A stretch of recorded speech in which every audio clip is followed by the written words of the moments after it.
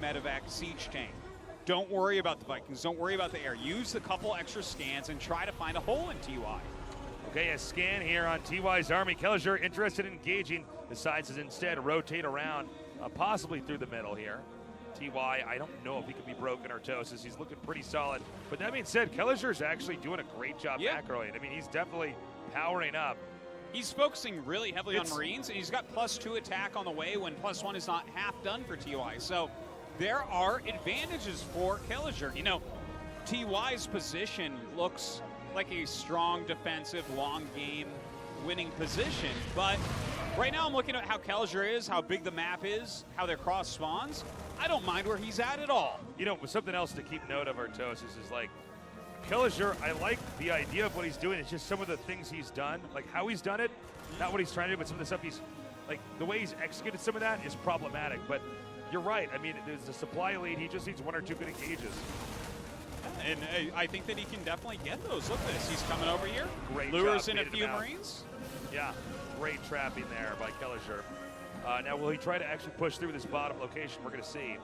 Yeah, I don't think so quite yet. Just keep maneuvering around. He has map control at the moment. Now, TY has a very specific style in TVT. Eventually, he'll make a few medevacs here, right? Like right now, he's focusing kind of on air control and all that. But when he gets the medevacs, he'll stay home with most of his units defending, and then send out a drop, knowing his opponent is kind of like roaming around looking for damage. Yeah. And if you're looking for damage with such a large army, and TY shows up at your base with 3 medevacs, 4 medevacs, something like that, you're going to take a lot of damage from that Marine drop. So that's the one place where I'm worried for Kelliher. Okay, I like the sensor tower here for TY. I think this is a good response. Now, I don't know if he can actually push up through here, though. No, I don't think so. But I'm not sure what his game plan is exactly. There's also a lot of Ravens here. We could see could have some spellage here, Artosis. Definitely could have.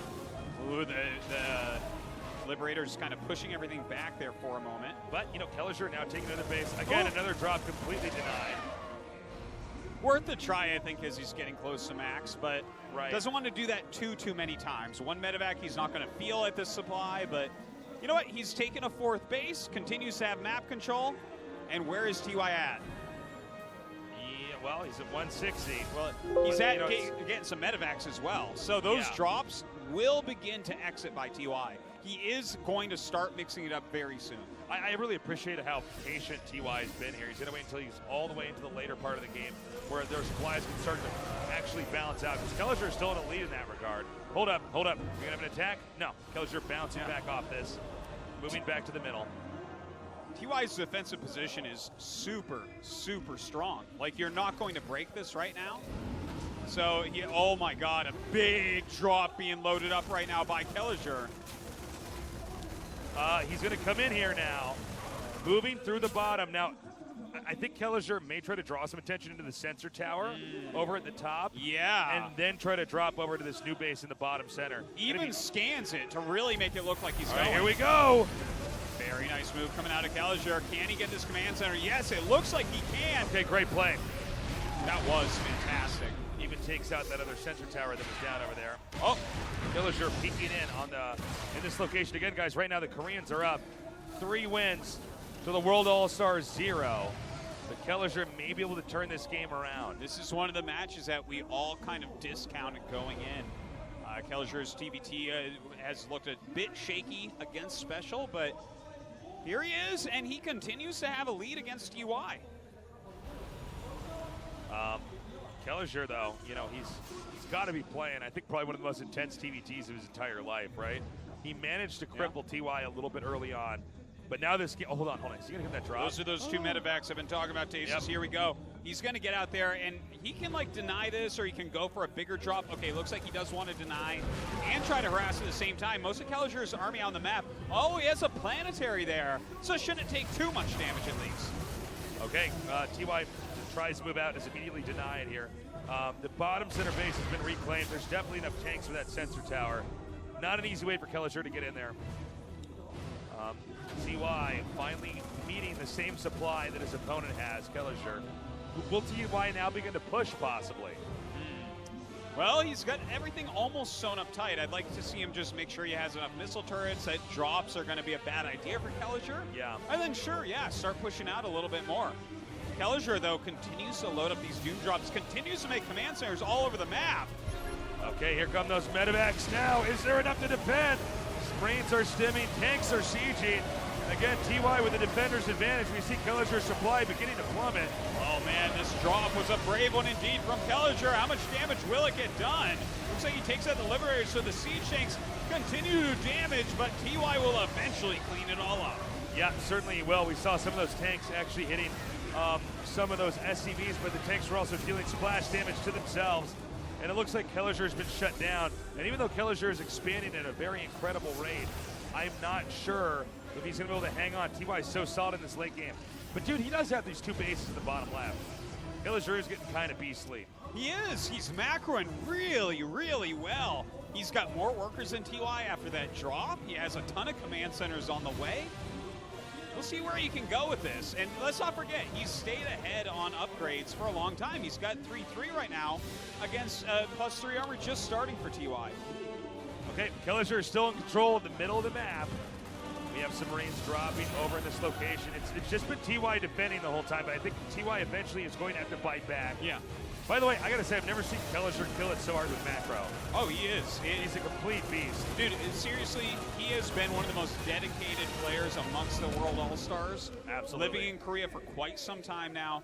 Continually coming back here, practicing all the time. And I hear it from the other guys in the house. Kelliger is a beast in practice. He just keeps going and going. I watch Korean streams. They keep hitting Kelliger, man. He's on that ladder day and night. It's crazy. We have Marines coming down here now. Oh, there's still a Reaper. Look at that. That Reaper is... He's got some tails to If tell. Kelliger wins this, there's going to be statues of that Reaper all over whatever planet HQ Kelliger has. All over the Korpulu sector, That's tasteless. right, the Kelzulu sector. Ooh. I mean, you know, even though TY's defended everything, you know, Kelliger's doing his part of the deal is that he's continuing to expand more than TY. We don't have TY out of this quadrant of the map just yet. Yeah, TY continues to kind of be boxed in. And if that continues and Kelliger is like mining out huge amounts of the map, then TY can be cost efficient against Kelliger, and Kelliger can still possibly win the game. Right. Because that's where we see TY at. He's like, every time Kelliger attacks in, he's losing a little bit more than he's dealing for damage. But with all these bases, it's fine. A scan here. Uh-oh, Kelliger's going for it.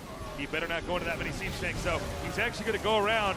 He might see an opening over here in the bottom center. Can Kelliger do it? He's coming in, southbound, towards the base. The tanks are being taken out. Can he gun down the CC in time? And he does! A huge move from Kelliger, taking out a ton of SCVs at the same time. TY with a counter drop here, but the Planetary going to clean it up in moments. Kelliger is possibly going to lose his position over here in just outside of where his opponent's base is. In fact, if he tries to unsiege, I think that then TY stims and goes for it. Kelliger maxed out. TY at 160. Look at these Liberators of TY, though. So patient. So hard to actually deal with a player who is capable of taking it slow like this. He's lost that fourth base twice now, but just continues to push out efficiently. Kelliger slowly backing out.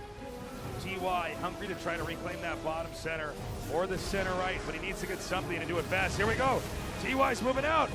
Decides at the last second to try to back up as the siege tanks were in siege mode at just the right time. Can Kelliger not lose these tanks? It seems like he's having a hard time with that tank liberator scuffle. You're right, but this army of TY is a bit immobile, so the further he gets in the center of the map, the more counterattack potential there is for Kelliger. Eventually, he can just stim and run into another base, but TY now making a very strong move towards the bottom left. Okay, he's stimming, coming here from behind. The scan reveals his position, so he might actually go for a base trade. Already, this could be insane. Oh my god, the siege tanks for TY being pulled back just in the nick of time here. A huge clump of Marines stimming and running uphill against siege tanks and Marines. It does not work. Kelliger has to pull back, but he's taking down the third base at the same time. TY has to ditch that base back over there. Too much pressure on him at this point in time. TY barely hanging on economically. In fact, TY's going to go for the heart. Oh my god, I actually thought he was going to go back, but no. I mean, this means that certainly TY will lose everything that he has before Kelliher can lose his, but of course, TY also has a very scary army with a huge amount of tanks. You're right. If he gets on top of these production facilities, that might be his one way that he really can just take this game and shut down Kelliher. No matter how much money you're mining, if you don't have buildings, it doesn't matter. You can't spend it. Okay, he's coming in here now. 2 tanks on the high ground. 2 tanks not going to be enough against, I believe, the 15 that we have possibly in this army over here for his opponent. Oh boy, look at that air army right now for TY, allowing him to push in absolutely everywhere. Kelliher's main base really under siege. He's got to get some barracks out on the map. He has a huge amount of minerals. TY, on the other hand, not even mining. TY with 1 base hidden in the upper right, but TY also with a much more decisive play. Going to go for all these production facilities. Oh, he's getting right up there, stimming, pushing forward. The Siege Tank's going to slow him down. Defensive Liberators in the back, but that means his progress is slowed in that main base. This is just a moment where Kelliher can kind of whittle TY down. If TY doesn't move quickly enough, then Kelliher can rebuild everything in the bottom and run him over time. As you can see here, TY's army is still absolutely terrifying, though. That many tanks and Liberators. If you misstep, you're going to lose everything that you have. We see mass factory being made. It's all factories over there, right? It looked like it was mostly factories, maybe a couple barracks. Okay, being made there in the lower center part of the map as Kelliher scrambles to re-get his production up here. Kelliher at 2K, TY at 0 with no income. Yeah, he's literally not mining anything. He has 760 gas, not so useful. Bunch of Marines coming in. He's trying to whittle down. I don't know about this. Oh my God! Oh my God! The supplies are almost even.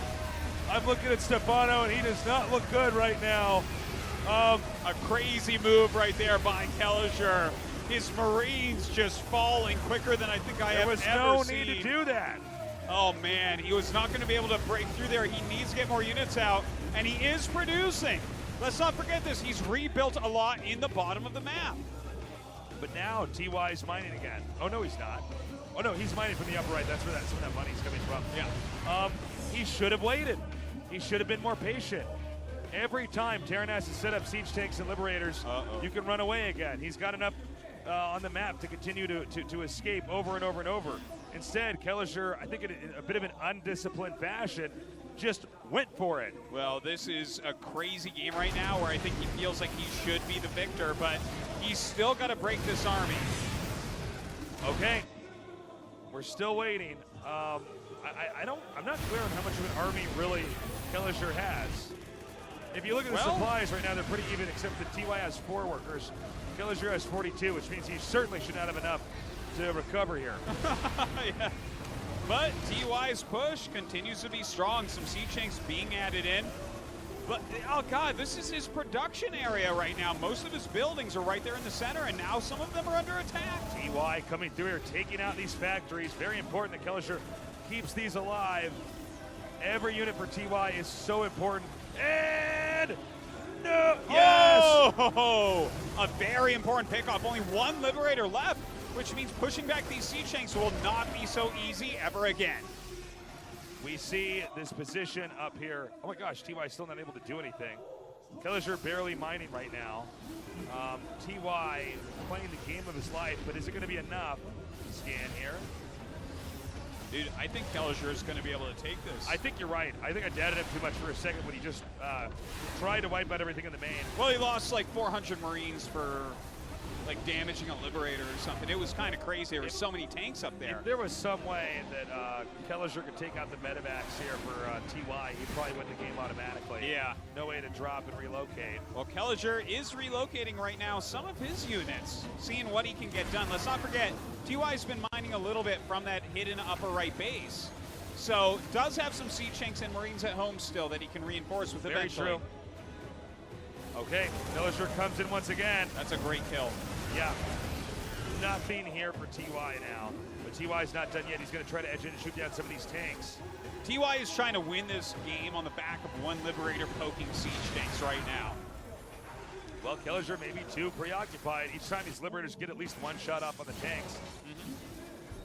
But Kelliher, he still has a much bigger income, a huge income. In fact, look at the map.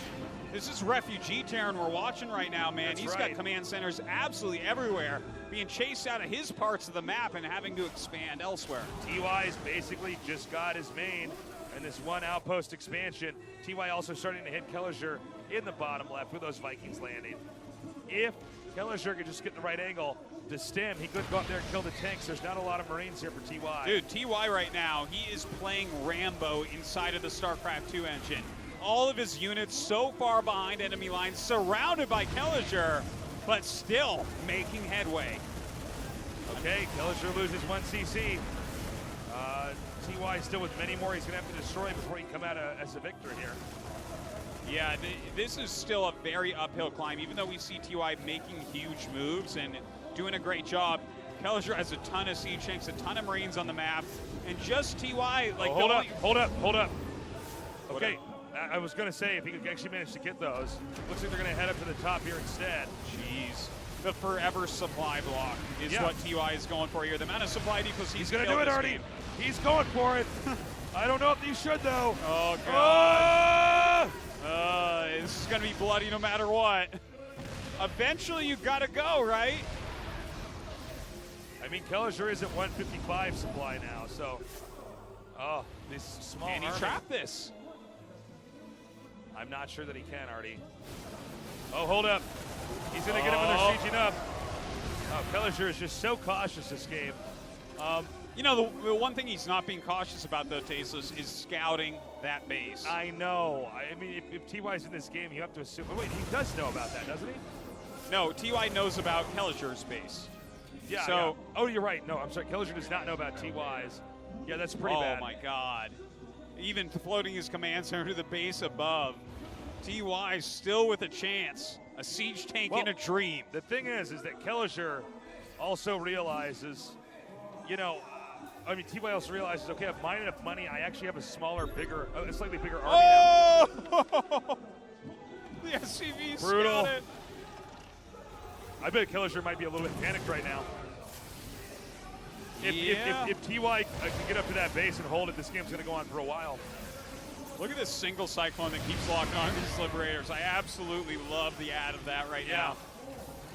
Just poking them, getting a little bit of damage. Uh-oh, TY really in trouble at this point. That's the non-Korean fans going wild here. There is still a shot. Okay, he's getting the CC2. This could just burn down. Eliminating any of TY's options of having a stabilized economy. Oh! Huge plays. Oh my Nicely God, done. down it goes. Are there any command centers left? No. He has no command centers left, so he's actually going to be revealed very shortly here. The last push of TY.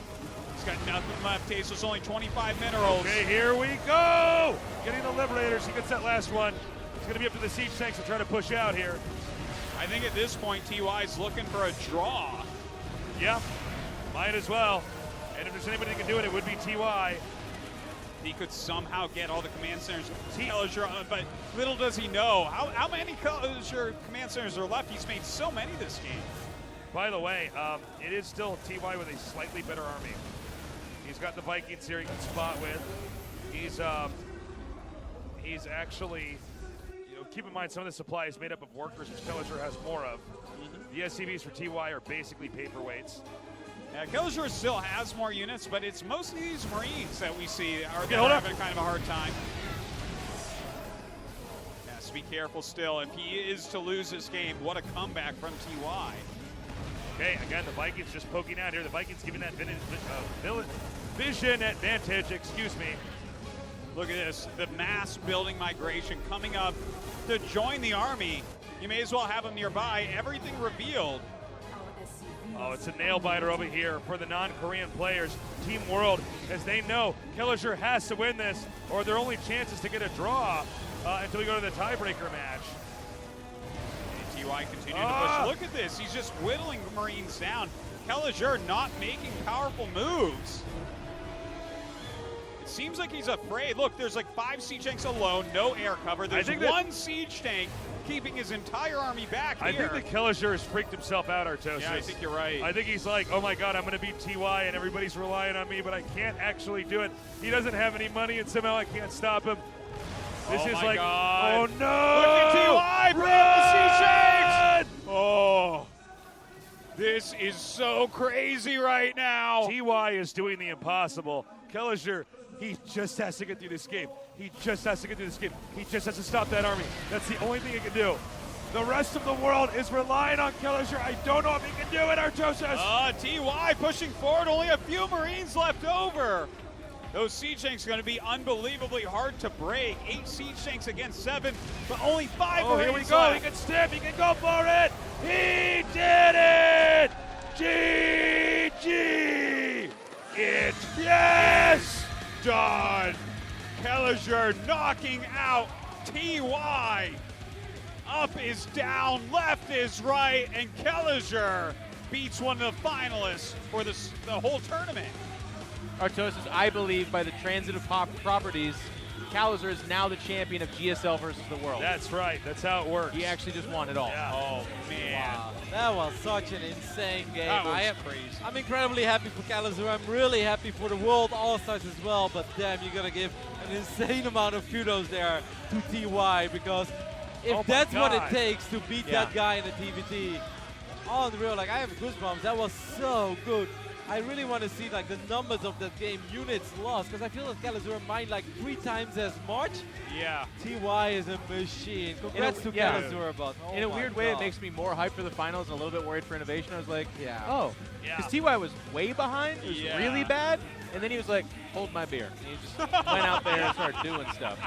That's not how you use that meme. That is exactly what it was like, too. He was like, okay, it's time to turn this on.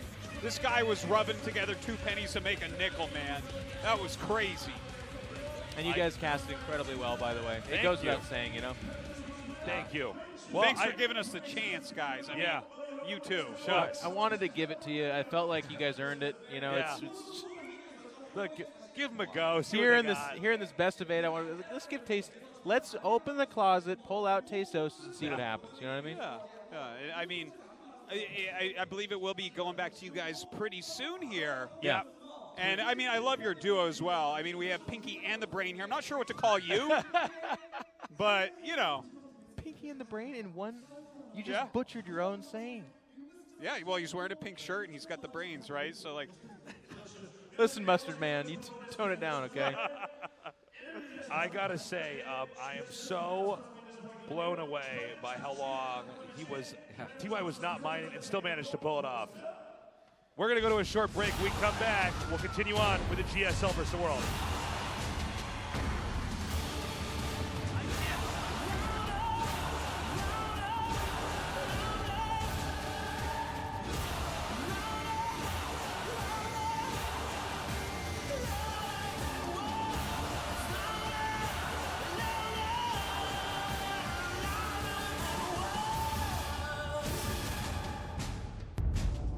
Starcraft 2 has seen some exciting action both in-game and in the WCS Pro scene.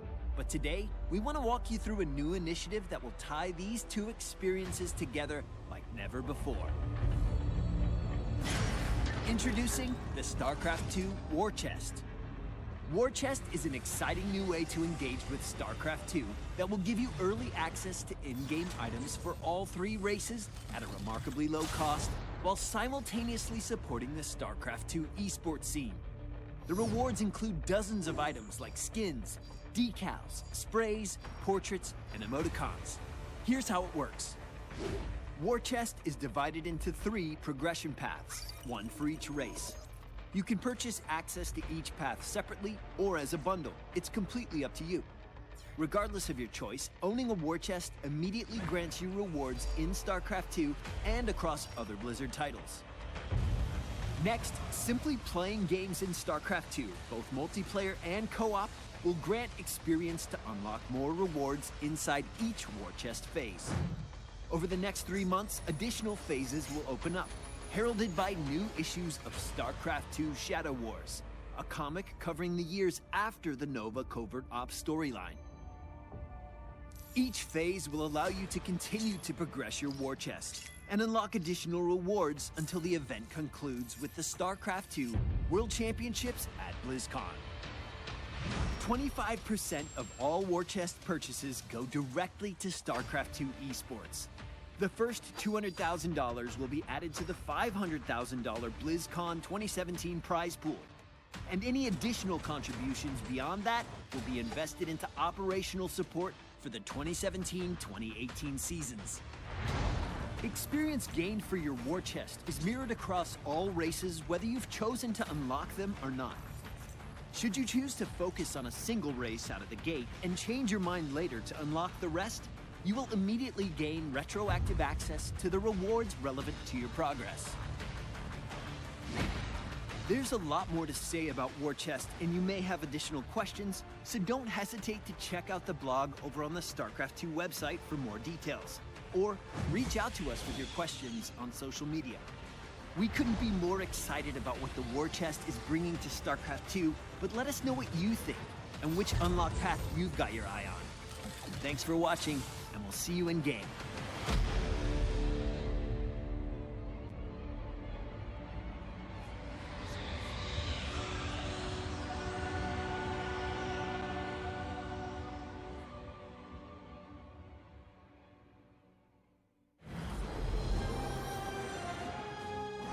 Supply depots insufficient. Overlords superior. Need creep for that. Man, how does Sarah do it? Your detestable Zerg have evolved.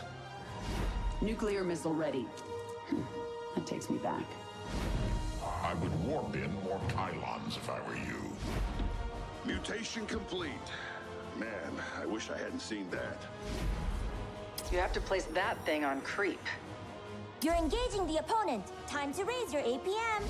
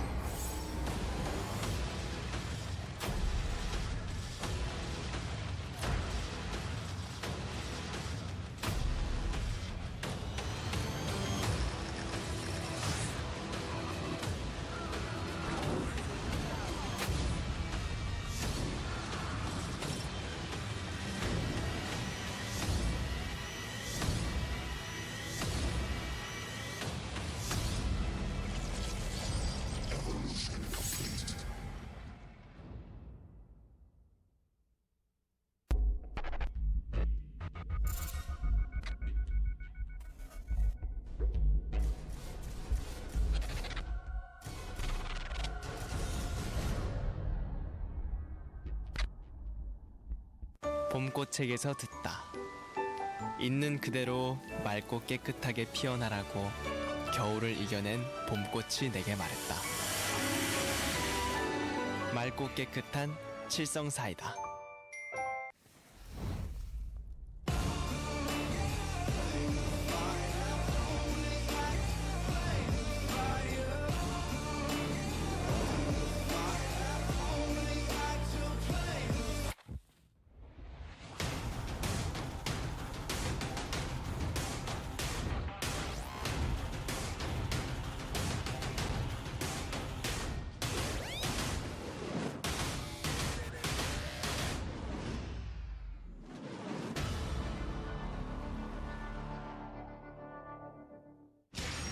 Nuclear missile ready.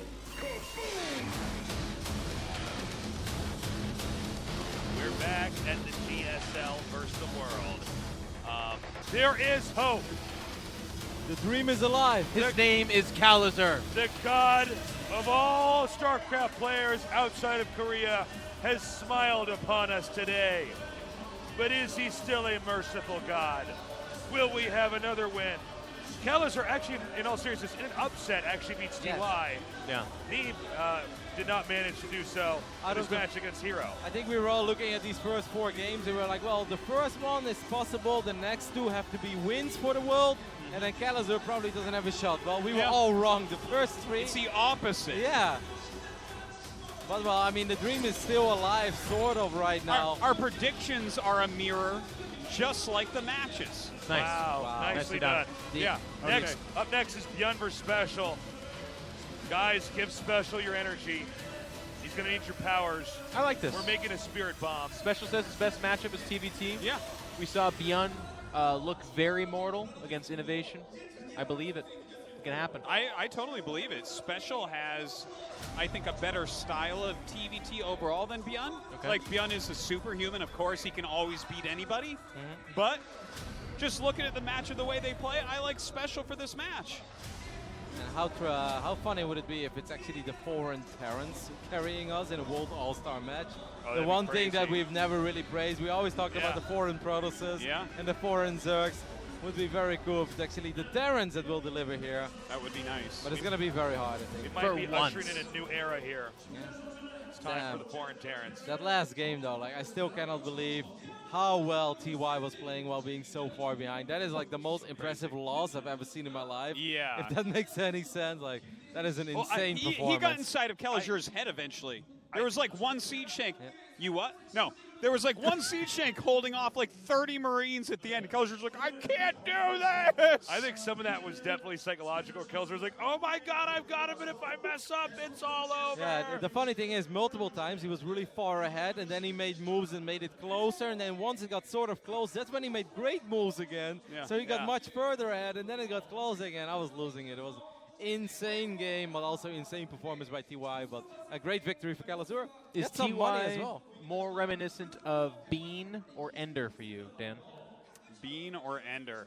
Artos is actually a huge Bean fan, by the way. I am a huge Bean fan. Are we And, talking about I the mean, food? I mean, I would. You Hi, guys Roddy, how haven't you read doing? Ender's Game. It's so weird being around these guys I'm so sorry, that don't Dan. read good books. But Oh Hey, my hey, God. I now. don't. Bean, man, he's so smart. Yeah, he's more of a He's Bean so for you. smart. Yeah. I can see that. Kelliger's Ender. Did you see what he just did there? Yeah. For real. Can I have a hell yeah, Roddy and Nick? Hell yeah. All right.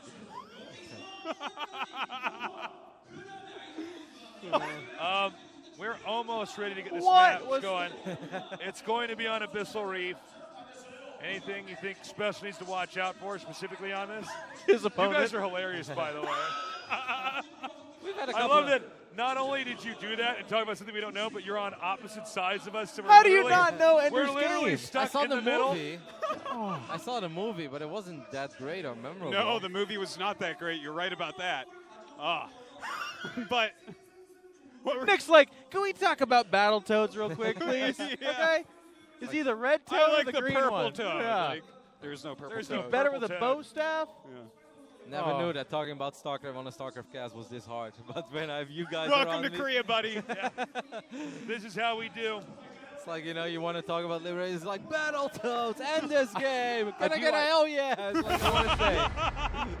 I do want to say for the people watching, I submit that we are caster team Easter morning, by the way, based off of the color of our shirts. Yeah. I put it out there to the Twitch chat, of course. I want to hear what they think. I'm sure there'll be some sort of coffee pasta coming up soon. But coming up next, Special versus Beyond. What do you guys think? Who thinks that Special's taking it? Raise your hand. Man, we were pretty sure Neeb. We I were love pretty us. sure Neeb was going to take his match. Yeah. That did not pan out super well. Yeah, I was very confident in Neeb, and I also thought Showtime had a good shot. And it's not like those games were one-sided. It's not like they were ugly. Especially, I think Neeb's game was very, very, very close. Yeah. I think Special's got a good shot there, but I mean, you know, if you put a gun to my head, I'd always pick Beyond. But, you know, maybe a 60-40. Yeah, I think Special has a really good shot. Obviously, I think it's 60-40, 50-50, something like that. It's just I'm starting to learn. I think I'm being re-educated again on just assuming the Koreans are pretty freaking good at StarCraft. Like They are. we're like Yeah. best of ones. These non-Koreans almost won those other series, and then we go into it. They're laughing. They're having a good time. Like TY got upset, but the other matches were pretty brutal actually. They're So pretty savage. if Special can win here, that does tie it up. No, it doesn't tie it up. Excuse me. No. No. No, 2-3, but then, 2-3, then the yeah. dream It is makes very... it more realistic. Yeah. And you know what? I'm saying Special. For you guys that couldn't see because the camera wasn't on us, I raised my hand. Yes, Oh, wow. just you. Yeah, nobody else You're like, did. raise your hand if you believe in Special, and then it's just Tosis. It's like- Yeah. He got Well- you guys to say hell yeah earlier, so I think he assumed he could keep doing it. Yeah. Just Can I get a Roddy, jump? Special's going to win. Can I have an amen? All right. All right, guys, our game's loaded up. Special, good luck. We are Team Worldcasters. We want the non-greens to win, but Special has to take us there. This is going to be casted by In Control and Roddy, guys. Have fun. Yeah, good luck. Have fun talking about Starcraft. Thank you, guys. A bit Bears, do you think they know they're actually the GSL casters and you're the world caster? I don't think they know. They didn't know that? No. It's All supposed right. to be divided, but that's just I not guess we'll tell them after. Yeah, yeah. So at least I can be happy about winning something. I'm gonna save Nick's caster life here. The top left-hand side, representing Team Korea in the GSL All-Stars. It's the world champion and the handsomest stash in the game. Team expert, Björn. Jan seemed to be in really good spirits over the last few days in the studio. Every single time he was smiling, hanging out with his fans as well. He seems to have very dedicated fans. Yes. It's good to see Björn that happy. In the right bottom side, representing the World All-Stars from Mexico. Oh, wow. Special. You put that little accent on there. For Juanito, I go all the way. Some handsome banners out there, ladies and gents. I don't know if I've ever seen a Juanito this handsome. So Abyssal Reef is going to be our map, Jeff. I think this is obviously a map that Special likes a lot. We know that he's in general a pretty standard, straightforward player. And this is as straightforward as it gets these days. Everybody loves Abyssal. Obviously, we've seen a couple of great DVDs over the last, I would say, 5, 6, 7 months on this map. Most notable, I guess, Lifer's innovation of Katowice. That was an unreal game. But I think there is potential here. It's just I think it's very important that Special plays his own game here. And by that, I mean, don't get too carried away in trying to like out-multitask Beyond. Don't try to get like the 3-4 fights at once. Just get the defensive solid setups going. When you move out, make sure it's safe. Make sure you don't get caught off guard. Then I truly believe that his TVT is good enough. Yeah, it's a bit of a clash of fairly similar styles in that they are like aggression-first kind of Terrans. So that makes for really fun games for us to watch and commentate, but it makes for dangerous games in terms of results for them. I can see Special get into a great spot, and then, like you said, maybe not checking all the corners, not scanning, not having a sensor tower up, and then a Doom drop on the production line, and he can't dislodge, and he loses with a 30 supply advantage. That kind of stuff can happen with these two. If you guys just joined us, we had a couple of awesome pre-game interviews before this all started, as Sojong and Park asked Special if he was going to win, and he said, of course I'm going to win. I'm good friends with TY, and TY gives me all his builds, and TY is way better than Beyond. And Beyond's like, what? No, nobody's better than me. Well, other than Innovation. Innovation is better, but he's the only one, as we do have the first Reaper skirmish. This is kind of awkward, by the way, Jeff, because now the Reaper from Special is being pushed away of his own natural. Yeah. This Reaper gets to come in here and do a wield, so slight advantage for Beyond. It's actually a pretty decent one already. Now, not only the SCV kill, but look at that command center. Everything is supposed to be tight. Everything is supposed to be connected. Ooh. The Reaper of Special is going to take quite a bit of damage, but it does live. But look at this CC, Jeff. That is actually a lot of damage. Ends up being a big deal here. Kind of an interesting choice from Special to be like, okay, I'm displaced. I guess I'll just go all the way over to this map. I think he was looking to do something similar, I suppose, and get a return fire, but I would have liked to have just come home and team up with something like a SCV or whatever and maybe kill the Reaper. It's getting quite ugly as the Hellion dies as well. The Cyclone from John is already going to show up here. Will this CC ever finish up? No, it will not. What is that?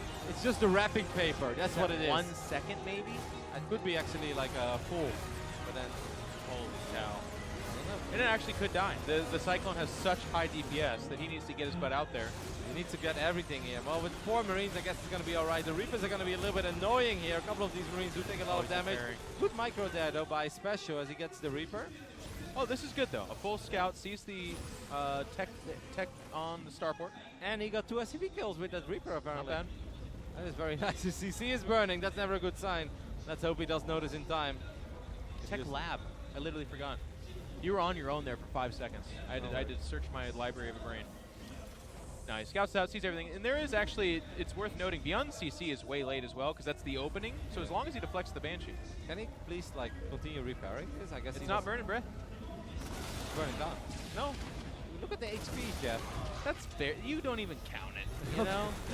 Scan goes down. I'm not sure if he's going to be able to get the Banshee. That would be massive. One more shot. Oh, my God. Oh, God. And he was chasing it, too, so it's going to hurt even worse. Oh, my God. Now the SCV's are in quite a bit of trouble. This Cyclone goes down as well. And for Special, this game is just kind of a disaster, Jeff. Everything is going well for Beyond and he's nothing. Dead. I mean, Nothing is going He's special. getting closer. He's going to bring the SCVs. The wound is going to get even further here. And he's just trying to buy time. If you look at the production tab, he's got a Raven, but it's nowhere near coming out. Another Cyclone. He might just die here. He's running awfully low. It's not even just the CC. He might literally just lose to this army. Yeah, it's 18 army supply against 10. One more Cyclone does show up. The Mike Bill's going to have to be fantastic for special. He throws out a Mana Mule. That's what you get for saying TY is better than me, Jeff. Beyond's a bit of a performer, that one. He comes back into the view, but it doesn't even matter. So much damage. This poor CC, by the time it finished, it was already set on fire. It's just not had a good day. And it eventually does get cleaned up as the Banshee's going to land the Viking. That two's going to die almost immediately. That's all he wrote. Wow. GG. Wow. Bjorn with the flawless victory here, pretty much. Obviously, end up losing a couple units here and there, but he's like, who do you say is better than me? Whose builds you have? Yeah. You should take my builds, nerd. He had a little bit of a chip on his shoulder, and he just he put the coals. He put the coals to special. That was a bit of a brawl, a bit of a mauling. You know, it all starts with that very first Reaper, Jeff, because the Reaper of Beyond makes his way into, you know, the natural, where the Reaper of Major or Special is being pushed away. Yeah. At that point, you have that awkward scenario where Major's like, you know, it's going to be all right. I'll send my Reaper to the other side of the map. Then another Reaper shows up, then he loses the Hellion, and it's just a snowball effect. You know, it starts with an SCV, then it's a Hellion, then it's a Cyclone. Beyond is Kevin, you missed it. Guys, get out your whatever it's called when you record clips. You clip that scene right there. It's one of the worst handshakes I've ever seen in my life. You missed. Between who? I think it was him and Dark. Okay. He like went for the slap, they missed, they went back to go to Dark, and Dark was like smiling. He was like, "No, it's too late." It was amazing. I've been there in NASL. So GSL All-Stars take a 4-1 lead in this show match. Next up is going to be Ayasonu for Team World All-Stars, as Ayasonu is going to go up against Sue. All right, so it's 5-1 for the All-Stars here. No, 4-1. Oh, no, after Ayasani loses. Yeah. Ayasonu had a great run at the Intux 3 Masters in Shanghai. Did he beat any Zergs? No. But he did beat...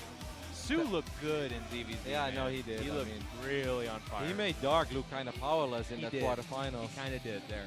That's why. I'm not really hating on Ayasani. I'm just saying losing to Sue in this matchup on this stage in a best-of-1 is pretty believable for me.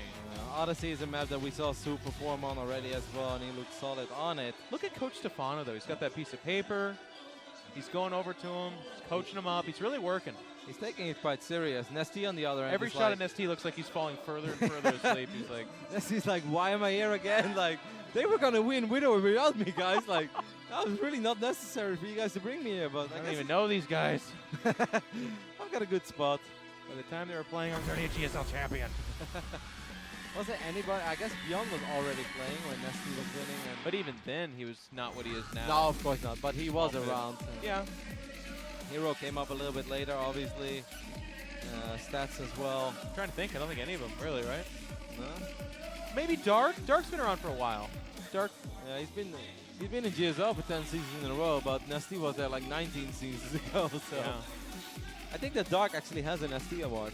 It's pretty cool. Yeah, he's awesome. So that does bring us to this one. This one, well, so here's the thing. We expected Special to have a chance, he lost. We expected Neve to have a chance, he lost. Yeah. Showtime to have a chance, he lost. Kalzer, no chance, wins. Yep. Is it Ayasanu's chance to just be like, hey, no one believes in me, I'm going to win this one too? This could very well be one of those days where nothing that we know makes sense, Jeff, and we just keep getting surprised over and over again. There's someone in the Twitch chat just like, come on. Was so obvious Kalazur was going to be TY, Of course guys. Kalazur was going to win. Yes. It's in the illegal act. Have you guys seen his TV? Do you not know the stats? God, that game of TY was sick, though. But hopefully Ayasonu can get another point on the board for the World All-Stars, as Jeff thinks is starting to look a little grim. It's 4-1, and we all still dream of that tiebreaker, but that would mean that the World All-Stars have to win the next 3 games in a row. Now, even if it ends here, that doesn't mean that we won't be playing the additional games. We will. And I think it's worth mentioning there's also $800 on the line for every single best-of-1. So Kalazur just picked up $800, which obviously is awesome for him. Not bad, man. Not bad at all. And so did the Koreans.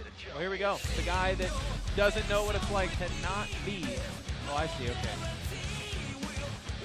I was looking at the wrong monitor. Great stage here. Great production. There's the coach. Can he put them together? Get them to do something. Meanwhile, Nesty is like, when does this end? I need to go home.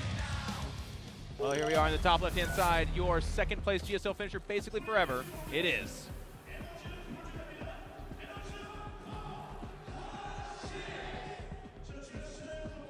Park is kind of leaving you. My introduction is way better than Park, by the way. Way better. All right, you know what? Let me do the next one. Let me do the next one. Me and Park will go at it here. Okay. Okay. Let me get the microphone. Defeating 2 GSL champions! And I am Chinese competition! One of the absolute best Chinese players to ever walk this earth! It is!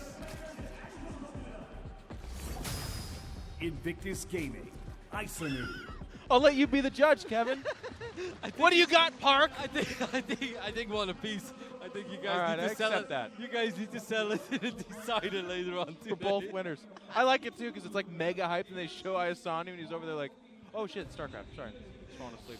All right, that was awesome, Jeff. Well done. Thank you. So a ZVZ on Odyssey is what we're looking at. Who is Overlord? Is a Spark there? Maybe he's worried about some sort of early pool shenanigans coming out of Isono. But that is not the case. Isono is a very fun guy, by the way, whenever you talk with him. He's Good got English. great Did not English. expect that. Oh, almost flawless. You can He's talk a with nice, him. funny guy, yeah. When I met him at the Indox 3 Masters China and he advanced, I was like, so, TY in the quarterfinals? I was like, easy? He looked at me, he's like, easy. He's like, are you crazy? Of course it's not easy.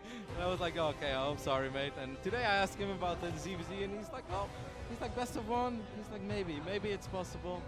Or maybe not. But let's see how he does. That's what I like about this, though. This kind of, to be fully honest, going into this, I was like, it doesn't hype me up that much. These kind of show matches, whatever, for whatever reason. But seeing their personality, seeing them on stage, giving them another chance to show, you know, it was kind of cool for Hero to win that match because he did have a really bad best of 5, and he is in good form. I like what Artos is talking about, and it's another shot to show it off. It's kind of cool. Absolutely. And on big stage as well. Now, Hero looked incredibly good in this game against Neves. That was a fun game as well. It really was. A couple of close moments with prisms and stuff, but even the main fight, like, was deceiving because he kills all the interceptors. Yeah. He starts winning the ground battle, but then you realize Archons can't kill carriers very well. They can't really get in rage. Those T-Rex arms, Jeff, they just don't cut it. You need the other Templar to like stand at the edge of his arms or something like that. I don't know. Maybe in StarCraft 3 they'll get like gorilla Archons. Well, you can get 2 Archons on top of each other. Yeah. And then it has a range 5 air quad attack. con. The quad con. Or some more fancy words before, I don't know. But we're having a bit of a standard opening here. There's been a lot of cheese in the ZVZ, by the way, in the last few days as well. We've seen a lot of early pools. When you have Dark, if you missed the beginning of him versus Nurchio, it was already 0-2. Like, if you were like, I'm going to get up and get some nachos, you come back and you're like, whoa! But then Nurchio played like one of the best CVZs we've had so far. I'm really hyped for actually Dark versus Scarlet because what Scarlet said is accurate. Dark has never lost an offline match against a foreigner. He's also currently on like a 34-35 win streak against non-Koreans. Yeah. This is only a best of 1, Jeff. If it's ever going to happen, maybe this is the one. It counts. And Scarlet does have really good CVZ. I feel like Scarlet has been getting a little bit unlucky lately in like major tournaments. Valencia, very close series against Elaser, who ended up winning the entire thing. And obviously here playing TY in the quarterfinals wasn't great. Xu has an excellent start here with some really good micro. He threw a single Zergling at the Baneling, and he like sacrificed Ayasani, who of course miscontrolled that, but that was amazing. Queen is in a little bit of trouble as well. That's a lot of links on the north side of this Queen. Both Queens have been picked off already. Sul so far having a ball.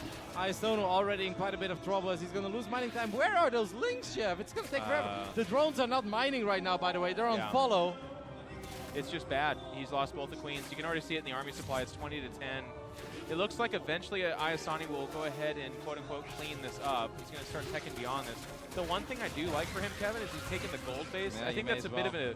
It's a risk, obviously, but if you're behind like this, you got to do something. It's quite a few links in production for Su, who already has an army supply advantage. He's like, well, the first skirmish went really good. Goodness. I'm going to try it one more time. This time Isono does save his Zerglings, but Jeff, this is still not going to be easy. Yeah, and those Banelings just waddle in there. They're going to go towards the middle line. He splits as best he can. The connection, actually, well, it was going to be a whiff. The next one hit 4 there. Oh, okay, softened up with the first one, got him with the second. Su ain't done yet, though. It's still a couple of Zerglings, defensive Banes left for Iasono, but if Su can get another... Look at the army supply. Yeah. Hugely in favor of Su. Yeah, he just made 10 roaches. They're obviously not here yet, but Su seems like he doesn't really want to waste any time over here. He's going to apply some more pressure with Zergling Bane and follow it up with a big roach attack. And Iasono is so busy defending Jeff that he has absolutely no idea that these roaches are coming. Yeah. He's going to make some of his own roaches right there as well, so that's a good start. Obviously, he's behind in numbers. He'll have defender's advantage, but Kevin, I don't know if it's enough, man. He needs to only make roaches. That is actually what he's Wayne's doing. Gonna go down Good again. job. Good job by Sonu. A few more drones are going to be in a little bit of a pickle. Well, or if that's a pickle, it's like a Halloween-themed pickle. It's got blood on it and stuff. Really bad. Here come the roaches, and this might just be the hammer blow. Oh my God, the army supply of Sue is ridiculous. This is a beatdown, by the way. Ayasano got mauled from beginning to end. Everything that came at him was doing really, really well. 30 supply advantage. Sue is here on top. More roaches coming out for Ayasano, but he's got to make the hold of his life. Sue is dancing his units already. Why not? He is incredibly confident. These Koreans, by the way, the smack talk, the games, they're getting into this. We like these show matches. 800 apiece, right? Can we do this more often? Yeah, they're like, come back, non-Koreans. Come back to Korea. You guys are welcome. As Aisono is going to try to defend, but there is no way that the Chinese more dancing can stop this onslaught. Man, Sue is just merciless. Yeah. GG, and Sue continues to show top form in the DBZ matchup. That was brutal. There's no other way to put it. Can we talk about how Tastosis just had 2 amazing best of ones? Absolutely. And we got 2 5-minute games? You know what, though? It ends up that I'm, again, excited for them to have the opportunity to show off what they can do. You know what I mean? Give us a shot, guys. You guys Give us a chance Put me in, to show you what we coach. got. Put them in. Guys, that You guys, was... after that intro and control, I know you're tired, so. I got more. Yeah? It invigorated me. I like, when I was doing it and the veins were popping in my throat, I saw Park in my head. I became like English Park. English Park, yeah. Wow. This is the official end, by the way, to some degree, of the actual competition of this show match. Yeah. Look at ST. We'll still be playing, but obviously the show match has already been. Okay. Oh, okay. Dark is going to be really tough. Really tough for Scarlet to beat. Can you give me, so we haven't gotten the GG yet, can you give me a Park impression introduction? Show them that English casters can do it too. I actually don't know what he says. What does he say when he starts it in Korean? I have no idea because we're talking. All right. I'm going to do it, but I'm not sure I can sing it with him. But it's going to be just me making up Korean sounds. I actually don't know what he does. Guys, we're going to go watch the match. You guys have a great time. Hold on. No, wait. I'm going to do it. Get ready. Please stay. I want to be here for this. Okay. All right. I'm bracing my body. I'm ready for it. It's still going to take a while, Tasteless. You have to wait until they show the... No, you're right. It is going to take a while. Sorry. Yeah. Go ahead. Talk Everyone wait. I got this. A lot of anticipation for him. Dude, Scarlet can take out Dark. His Yes. CDC hasn't been that good. And I feel that Scarlet has been a little unlucky in major tournaments lately. I actually think that she's a lot better than a lot of people give her credit Yeah, for her luck's right now. gotten great now facing Dark. Well, if she wins, Who then did you it's want her fantastic. against? What? That lineup's crazy. Does anybody else think Kevin just says stuff? Like he's the new Tasteless? All right, ready? Jesus! Asmida! It's my Custer Park impersonation. Let's get this game! Let's see if Scarlet's ready. Scarlet has some links of her own. Link speed will finish first, though, for Dark. Yeah. She's making a spine here. I mean, that's really good. 2 queens on the way. Lings being made, not drones. Dude, I think control's wrong. I think Scarlet can do this. Let's see. Here we go. The Lings are up. They will get a surround on the queen. Okay, that's a bad start. Yeah. Not looking good, buddy. You really can't be letting that queen die. That was a really important unit there. Okay, the Lings are coming down now. They are trying to get rid of this this hatchery here. It's going to be tough with the Banelings here. They can definitely zone back to their Lings. Also a risk of a run-up at the ramp here, even if this hatchery does go down. I love the poking by the queen. Unfortunately, Scarlet does not have 2 queens right now. That would really help a lot. 2 more spines on the way. Of course, the hatchery falls, but this doesn't mean that Dark just straight wins this game. I mean, I'm sure a lot of people at home thinking this looks bad. Look at the worker count, right? Scarlet's still in this. She's getting some static D. She's going for Banelia. She almost has Zergling speed. We're at about 10 workers right now. Or sorry, 19 workers for Scarlet, 17 here for Dark. But yeah, it's 1 base versus 1 base. Dark does have the liberty, if he wants to try to expand and go ahead and take the natural. And look, this is great, using a larva at the natural to make an overlord so that you actually can use that larva. She's spread creep so her queens can go up and down the ramp and the spines can go up and down the ramp. Can move a spine to this low ground and retake that hatchery. Well, not down and out yet. There's no hatchery on the way here for Dark. You know, Dark, one of these players that's never afraid to initiate. Yeah. And we saw it there. It seems like the Koreans are just so good at CBC with the first few units they got to control that they can pretty much shut down any Ling fight. Because you only have to make one mistake in a ZVZ early on to then have no upper hand. Checks with that Zergling. There are 2 Banes up the ramp, so Scarlet can't go up there right now.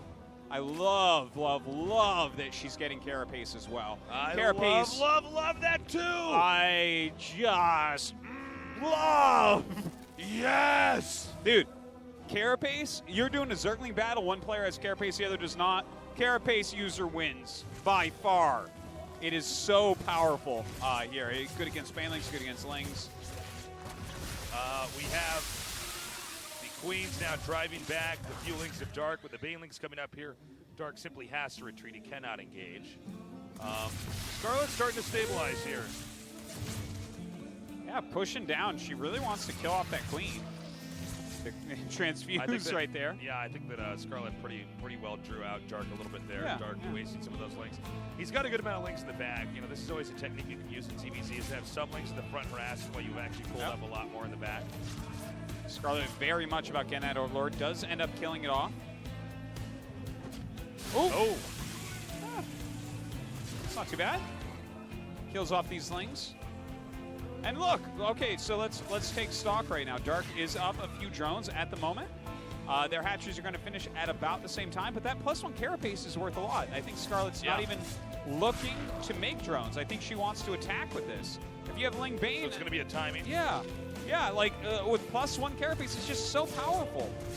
Roachhorn on the way, but that's going to be late. She's continuing to push with the Queens, which is usually a pretty big tell that you're interested in doing some aggression. Dark, on the other hand, goes ahead and decides to expand. Not bad with the transfuses. Another Baneling does come up here, making it basically not a possibility here for these Lings to engage. And I think Scarlet might be whittling this down. Yeah, she's pushing forward right now. See all those Lings that are alive. Those would be dead Lings otherwise. Melee also on the way here. That's right. May as well continue on those upgrades at third base. Definitely something that she can take out. Starting to drone up behind as well, so this isn't an all-in.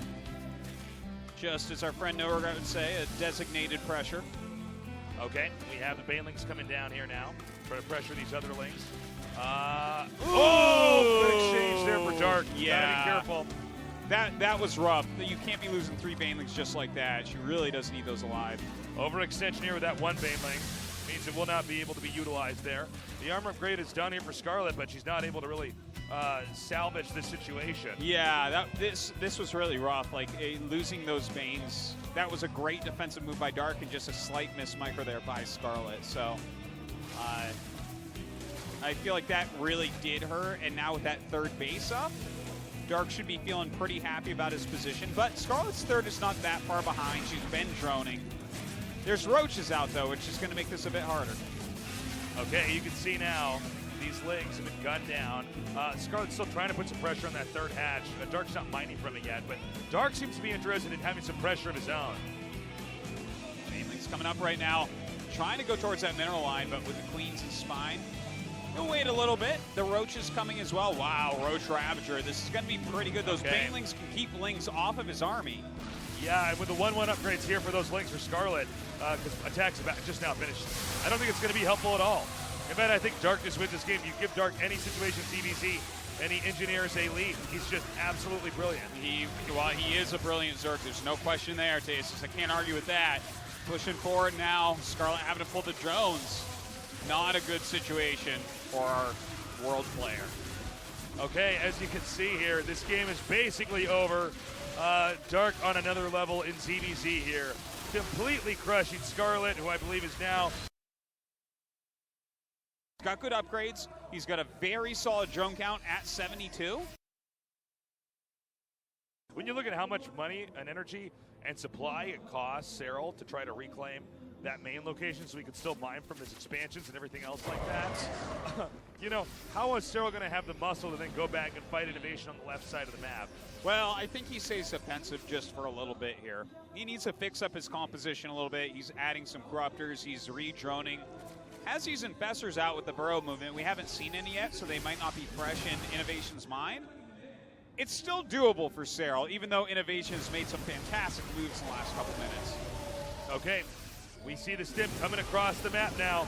Great bungles there. This is the play Cyril needs. The Queens and Hydras coming up, hitting the medevacs. Can Cyril push further? I think he can go for this bottom left base.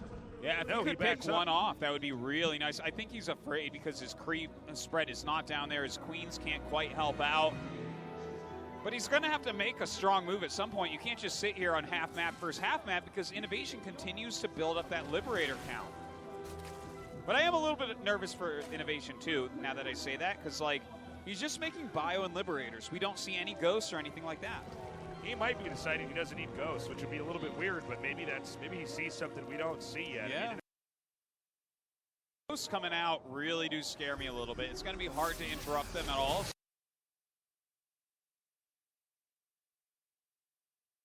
Who has seen? Hey, now. Two of us are pretty good. Oh, dude, he's gonna drop in and. Is it Skrillex? It's time. All right, let's do this.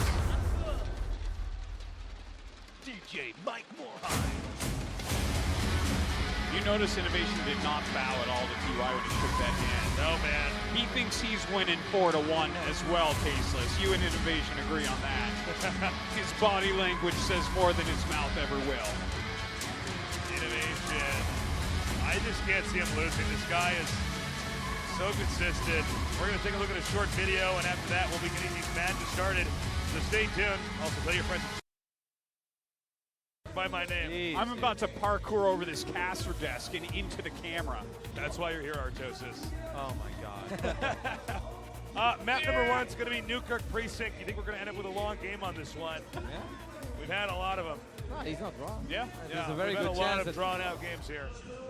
I feel like Sarah got a little bit unlucky going up against on Newkirk because I feel that map is just perfect for Innovation. It's I like agree. I can get 4 bases and you can't really counterattack me. It's just a never-ending grade of units, and any given time he loses a couple of medevacs full of units. You look at the production tab and it's like 7 Vikings, 5 Liberators, and then suddenly he shows up with like 15 Ghosts as well. And obviously in TVT it can.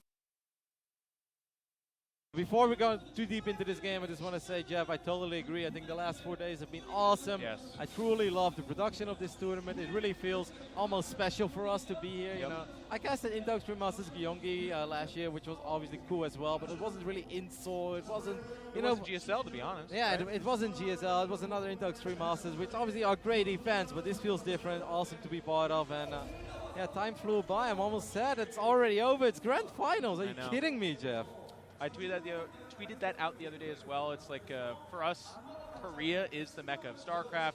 GSL has been the torch in that mecca, kind of showing us top production, top players. It's been awesome. So to come over here, be a part of it's amazing. So just a huge shout out to Blizzard, huge shout out to GSL, and Nick and Dan for sharing the stage with us. We're just very honored.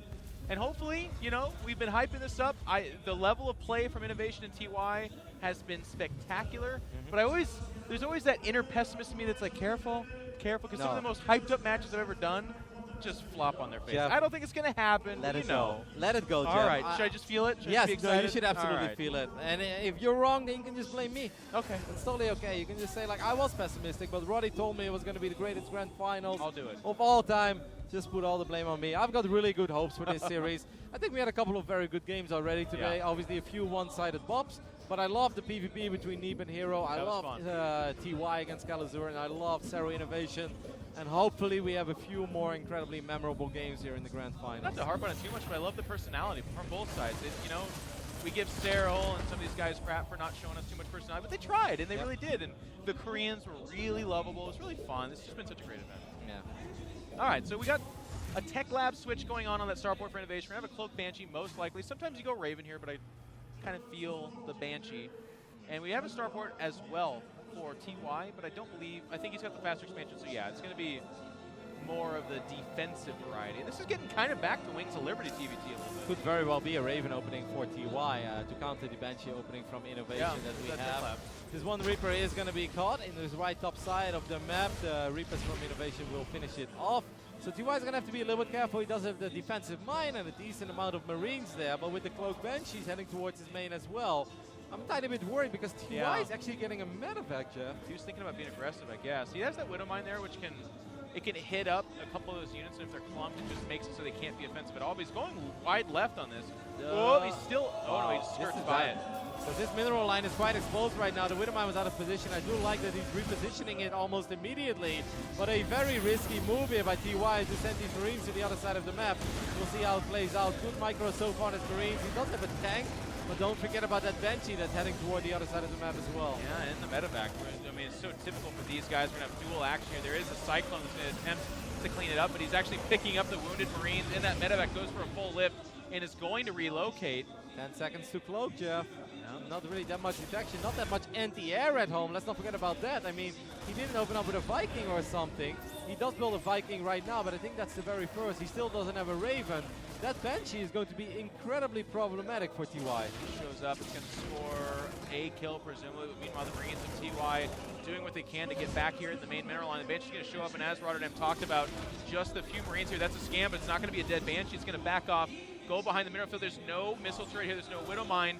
And now that the Hellions have come back to defend, I think the time for that medevac drop is gone, and this Banshee is going to be lethal. Yep, I feel like TY is playing with fire here. He does have another scan available. Will he be able to get the Banshee this time? Oh my god, enough. He does not get it.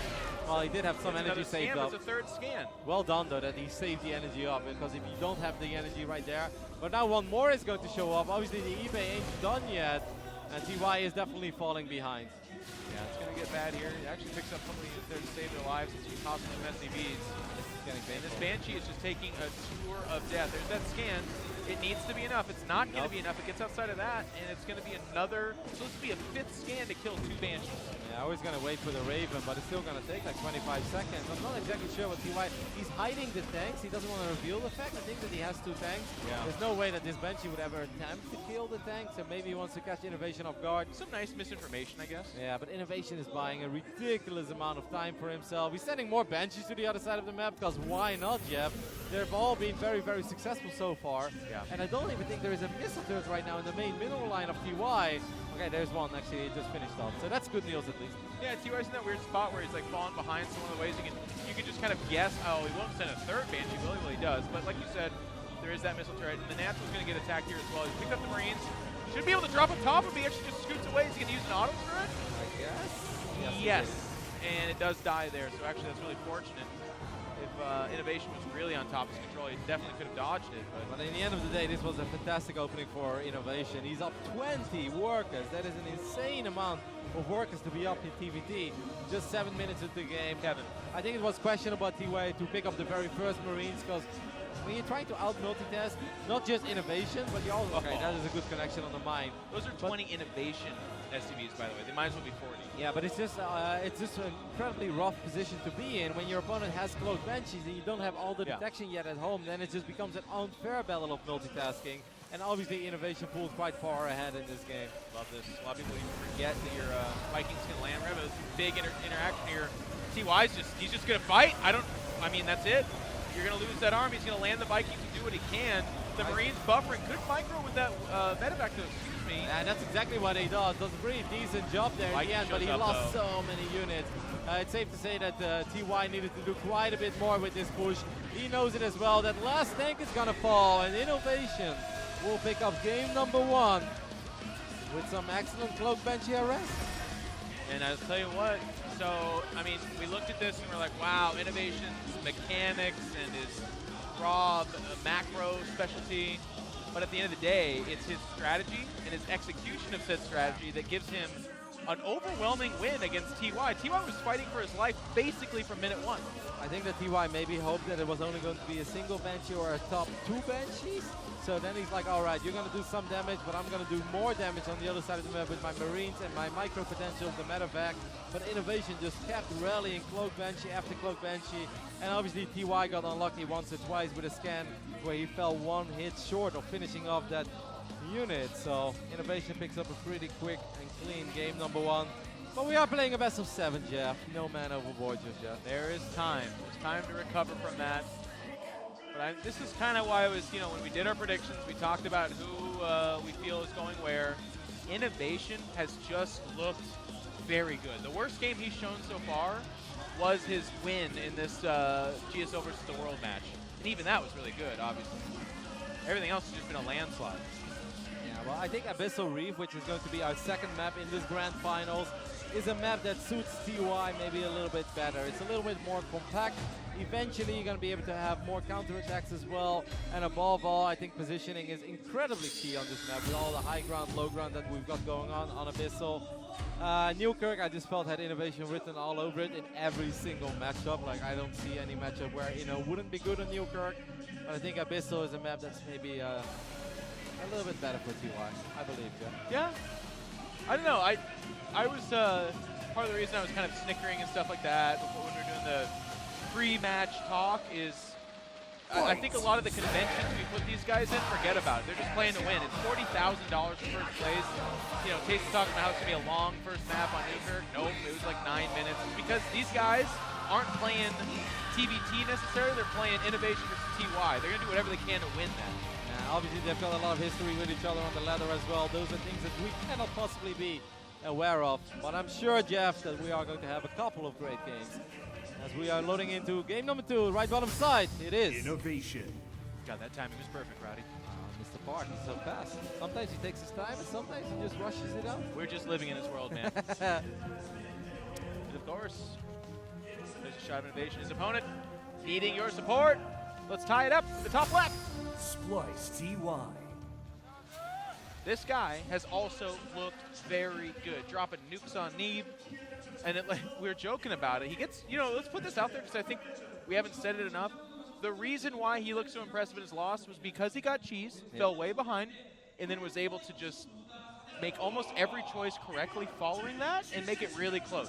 Calazur, to his credit, by the way, sealed the deal, which is really cool. We do have to give him credit as well. No, absolutely. I mean, Calazur, he would have lost that. Yeah, Calazur played a great game, but the way that TY was able to hang in there, I would have loved to see like the income stats, of that game, resources collected, because I generally believe that TY had like 25 to 30K less in that game than Calazur. He just played his heart out. It was awesome. One of the many great games that we've seen over this week. In case you guys didn't see the entire tournament, I highly recommend Special versus Stats. I think that was a great series. Neeb versus TY was absolutely fantastic. Showtime Sue was a little bit of a heartbreaker, but definitely had its moments as well. It has had good games. It's been nice. Even like the bopping and scores. You know what? Another good one was Nurchio versus Dark.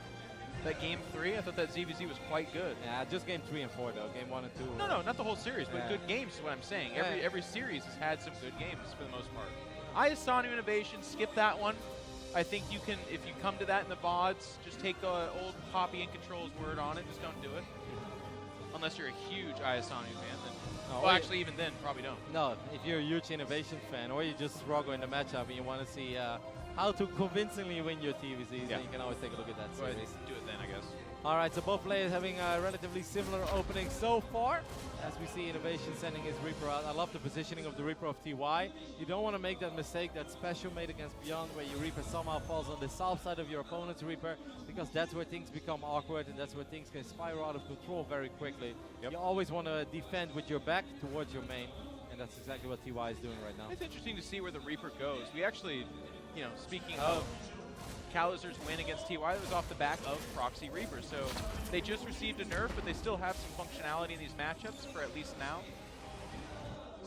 I mean, we saw it a couple of times in this tournament as well. We saw Innovation even bringing out the cheese against Beyond on Echo Light in that TVT series, as he also proxied some Reapers.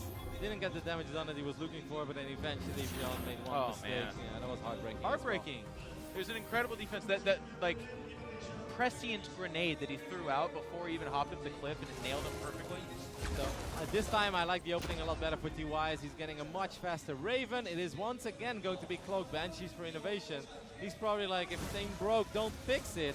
But obviously this is going to be a very different scenario, and I cannot imagine a world where Innovation will once again come out with a 20 worker advantage against the Raven opening of TY.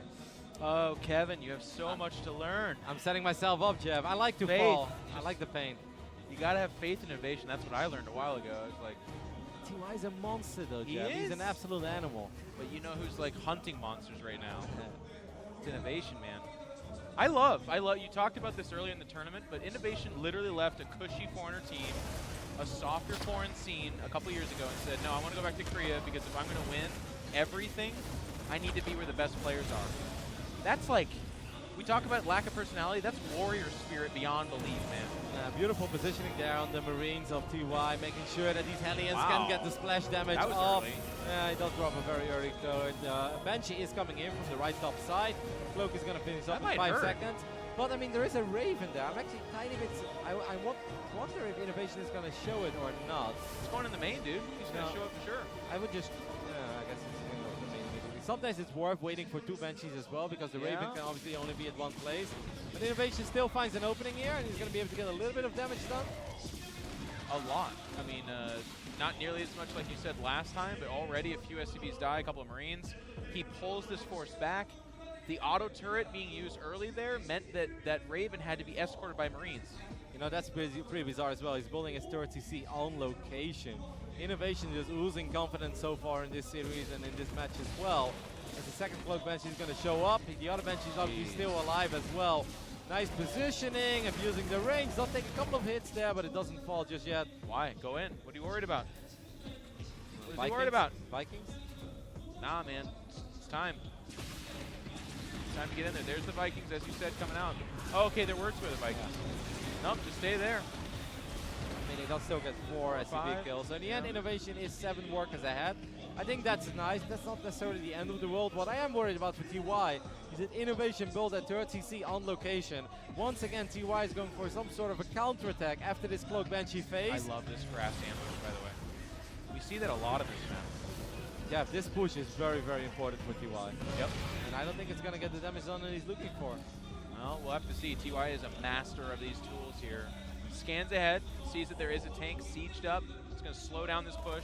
Wow, he's just going to walk into it with his Vikings on the ground as well. Auto Drop turrets, auto turrets. They're going to grab that tank, and this is the fight that TY needed.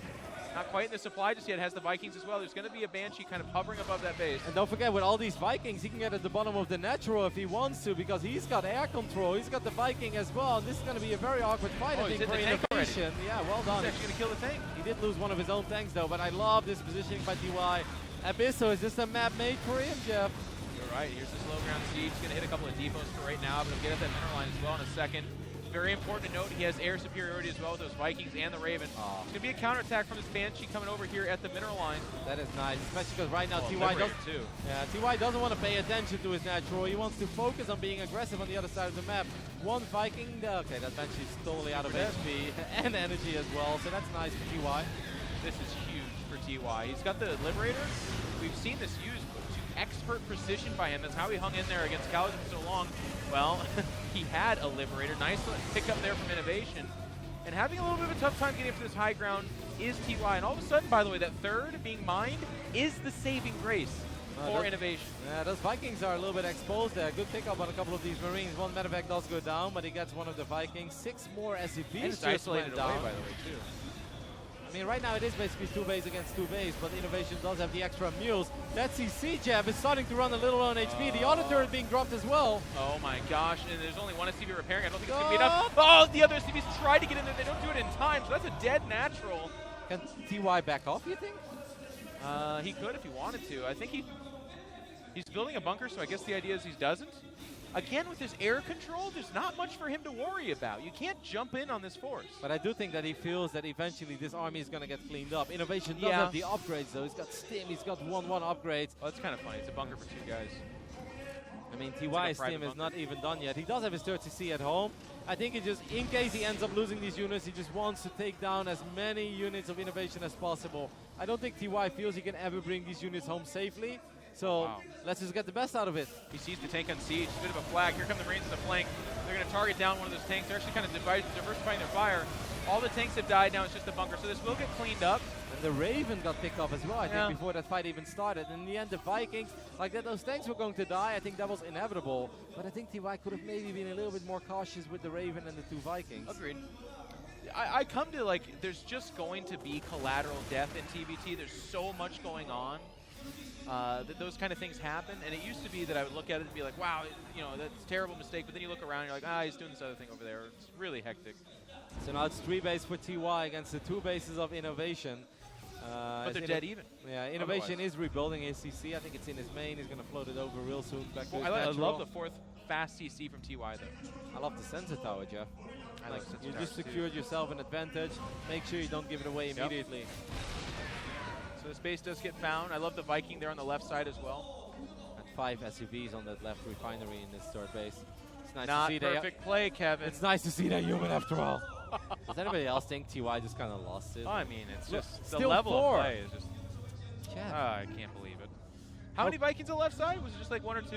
Yeah, I don't think it's that many. He lost quite a few Vikings He already. can boost. He saved the boost for this. But I mean, there is team on the side of Oh, TY it's as 2 though. well. It's Yeah, 2, and a no. missile turret there. He can't make it. If one medevac went down. Yeah, he loses it. It was the more empty one. If you're, you know. By 1 Marine? Or Yeah, 2 or 3.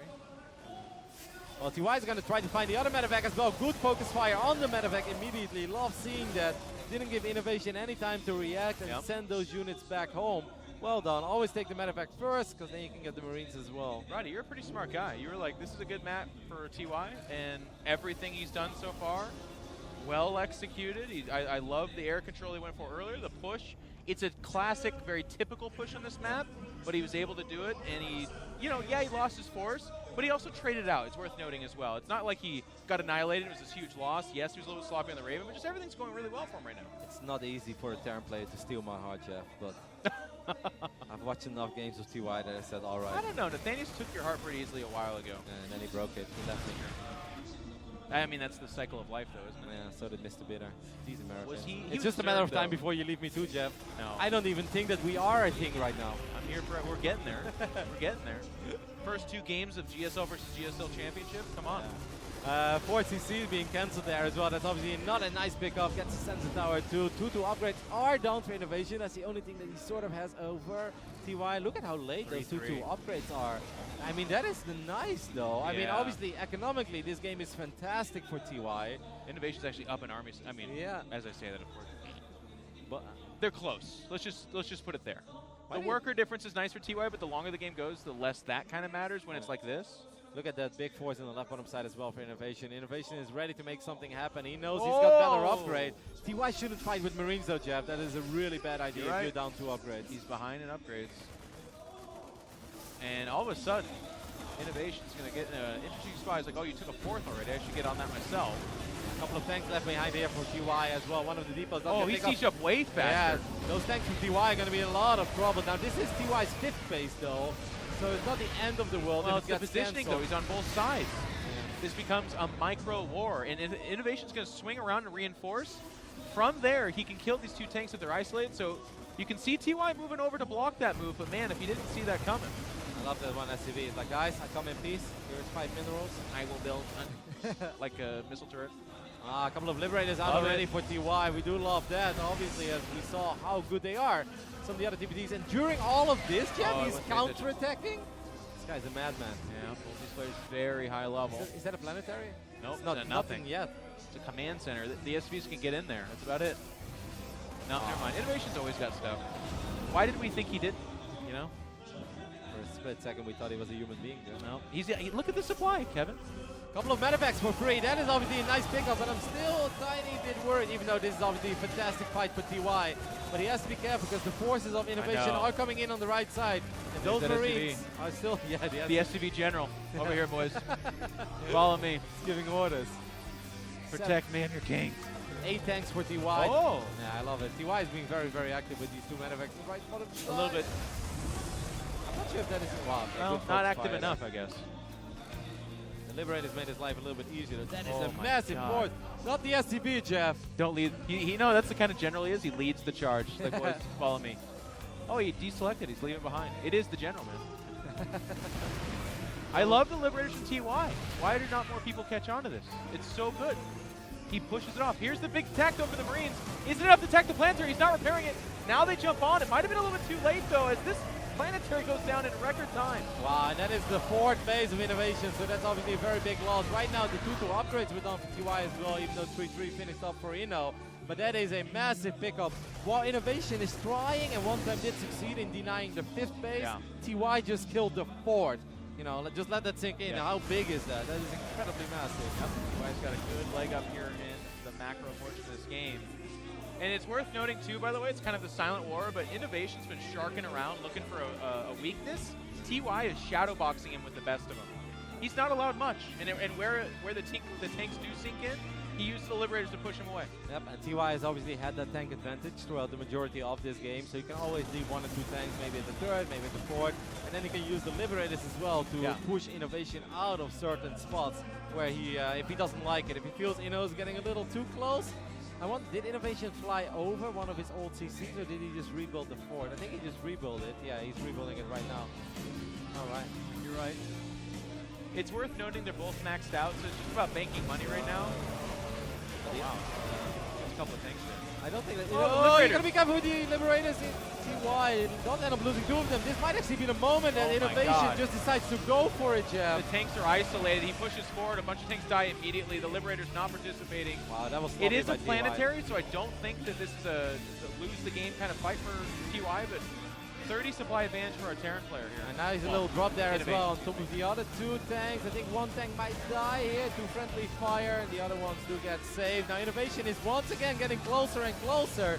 Don't forget about the Liberators though. Tank shot, and now the Liberators pushing into that tank line. Innovation reinforcing. He's got a big force. Now but he's losing tanks. He doesn't have what it takes to get that planetary. Tank shots are also sprinkling in. And this fight went from good to pretty bad for Innovation. Actually, as I say, the planetary is getting so low. Oh my God! Are you kidding me? Oh boy. Oh my goodness. To get that close, you usually have to be family, man. That is pretty crazy. Wow, and now obviously the one big thing that Innovation had going for himself over the last minute is no more, as TY does finish the upgrades that he wanted as well. Wow. TY floats over his main already, even before Innovation floated over, I guess, 1 CC as well. I don't see anything in the main. Ino's going to try one more time, but that is a planetary again. This time he will be able to get this one, though. The background, though, stopping any kind of pursuit. He can go from there into the base. Yes, he loses the take in the background, but that's just an orbital. There's a lot of Marines collapsing in on this, though. Innovation is deep in enemy territory, trying to do what he can to carve out an advantage. He's encircled by Marines. I think this force is going to get destroyed. If he can get a couple of medevacs out, it wasn't that bad for Inno, and a few of them will survive. Marine count is so low for TY right now. He's got like 17 Marines. That's nothing for this phase of the game. Innovation is playing a sick TVT here. Well, to be fair, they both are. This 12 o'clock base, by the way, if it goes undetected, it's going to be a major, major deal. Keep your eye on that. Innovation hasn't even thought of that as a possibility. A couple of great tank shots there for TY. Innovation steps forward, not sure if he truly wants to commit to that fight. Ends up losing one of the tanks, does spot the orbital. He knows about it. It's been cataloged in his brain for now. Innovation actually has pretty good income as well after floating over his main. I mean, if you look at it, they equaled up. Yeah. He was down 20 workers, and then through that big fight with those Marines, he actually came back. What a very fun, action-packed TVT here on Abyssal. Abyssal once again delivering as a map that just provides a ridiculous amount of good games. We do have a counter drop here by TY. He's going to find that exposed middle line. The fact that this is not a planetary should maybe prompt TY and gets the sensor tower there as well. That's nice. To try to do this a little more often. I know. I love how it's like such a big deal, and then every time they're getting picked off and found. Both players, by the way, have equalized in upgrades. It's worth mentioning. Left side being attacked here by Innovation. He's found a hole in the defense for now. He's going to back away to preserve those Marines and perhaps harass again. Whoa, TY given pursuit. Okay, at first I didn't see the medevacs. I was going to say it's a little bit overzealous. He's actually circling up here. Doesn't want this army to remain over here so that it can be a nuisance later, but un-medevac, he grabs those. I love it, like the one small army jumps on the other one and then the reinforcements come in already for TY. That is another big push, but can you really run into these tanks of TY? Yes, you can. There's no Marines here. He's going to jump on the tanks. There's only a couple of Liberators and Marines can get through that. A huge tech loss. Oh my God. And TY is losing so many units of Marines turning forward. The base, forget about it. He lifts it up and moves it back. The counter push from TY. He says, get out of here. But it's going to cost a little bit of force. 3 or 4 tanks, a couple of Liberators, and even some Vikings, Roddy. Yep, and now TY is going to try to return the favor. That one tank was not sieged up, but TY didn't want to jump on it just yet. Innovation taking a supply lead for the first time in quite some time. As he's going to get one more tank there as well. He's still counter-attacking on the left top side. He's everywhere. The Liberator's going to try to push back this tank line. They will do just that, but the Marines, those are the Marines from earlier, by the way. They're coming back. They're going to dislodge that base. It is a mostly mined out base. So it's more the kind of thorn in the side as opposed to the actual impact. one of these medevacs is full of bio units. You got to be careful with that if you're a TY. Because right now he can't afford to just lose like 8-10 supply. He does unload. He's going to try to get close towards this planetary. That would obviously be a massive pickup, but Innovation is not going to give it to him. Innovation's going into that concave and tank line so brazenly. It's going to cost him. His front tanks die. A lot of the Marines die as well. So far, the planetary is not under siege, but that positioning for TY, you got to love it. Yep, and now once again, this Liberator is going to force these tanks to on siege. Maybe TY is going to jump on this planetary. No. Tried to maybe go into the natural, but he realized that there are a few too many units there for Innovation. Supplies are almost dead even. Here we go. Innovation's going to push out, trying to cut off the reinforcements. He gets a bunch. Some tanks on guard get picked up and swiftly removed from the fight. 102 army supply against 98, 156 supply against 159. What an insanely close game. If we have more of this on the way, what did we do to be so lucky, Kevin? I don't even know. Huge force, by the way, for Innovation is up here. It was looking for that base. It's dislodged.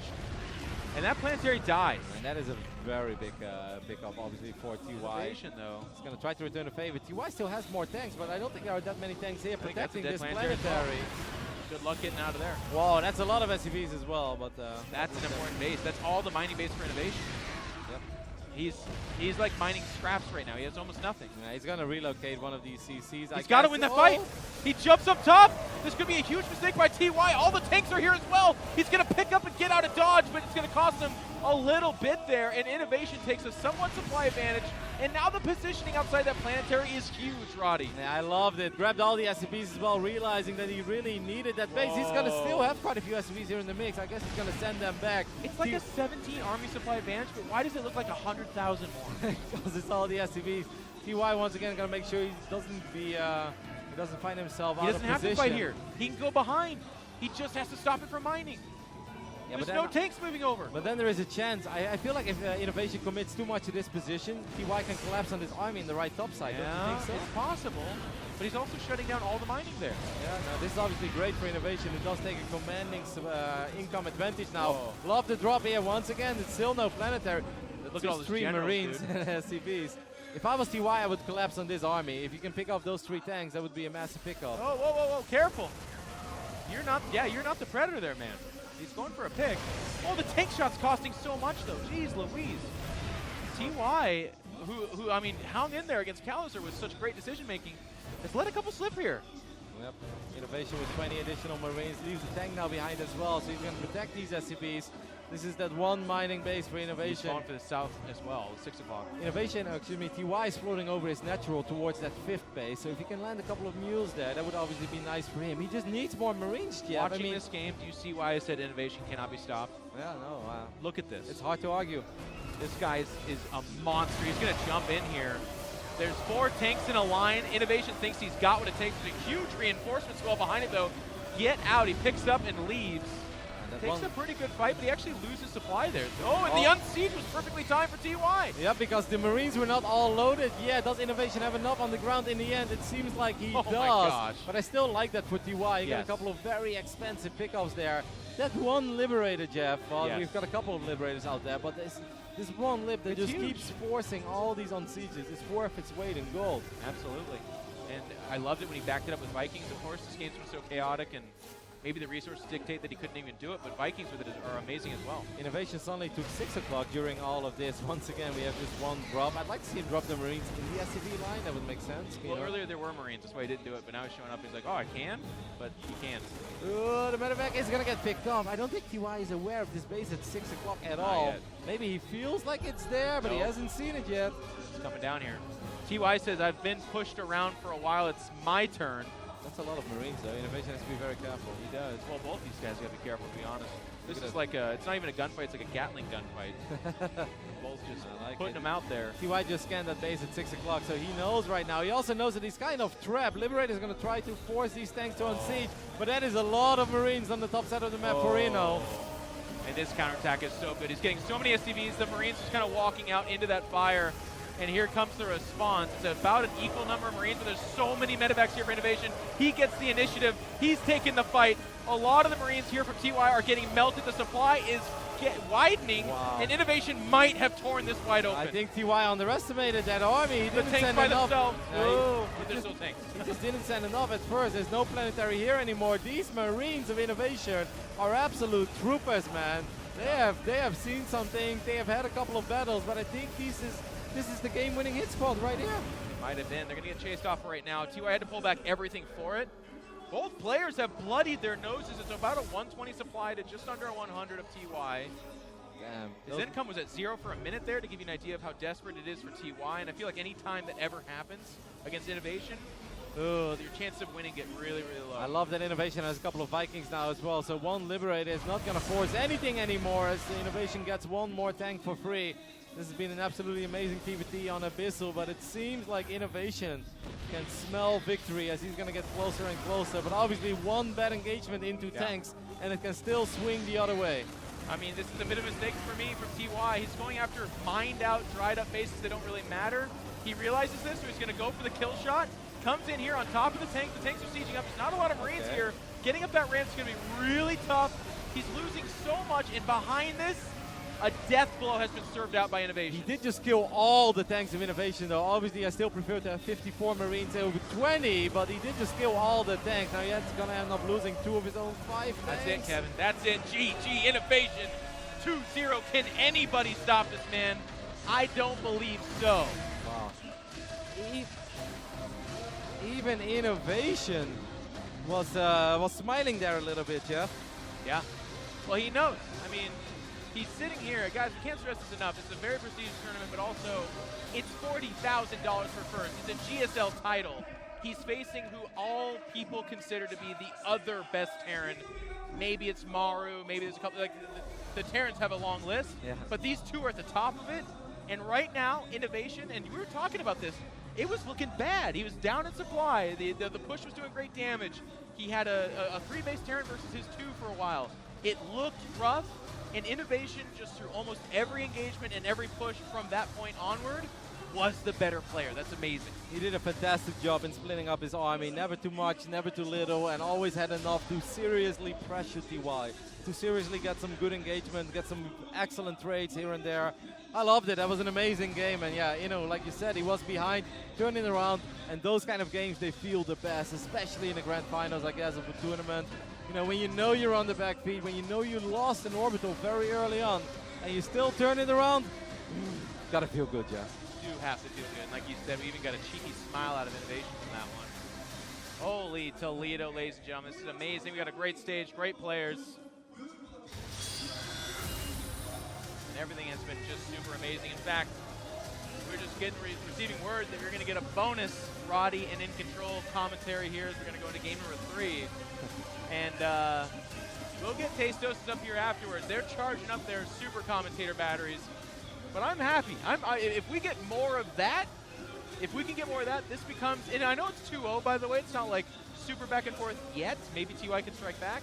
But it's already been one of my favorite finals, which I know is super early to say, but that game is so cool. Jeff, what happens in the universe if Innovation actually takes a 3-0 lead after another amazing 35-minute game? We take a break, Tastosis take over, 2 Rex proxy, and it ends in 3 minutes. Oh, I thought you were going to say production says, guys, just keep commentating. Well, and then we go, and they're like, I got news for you, all right? You can live in Tasteless's apartment.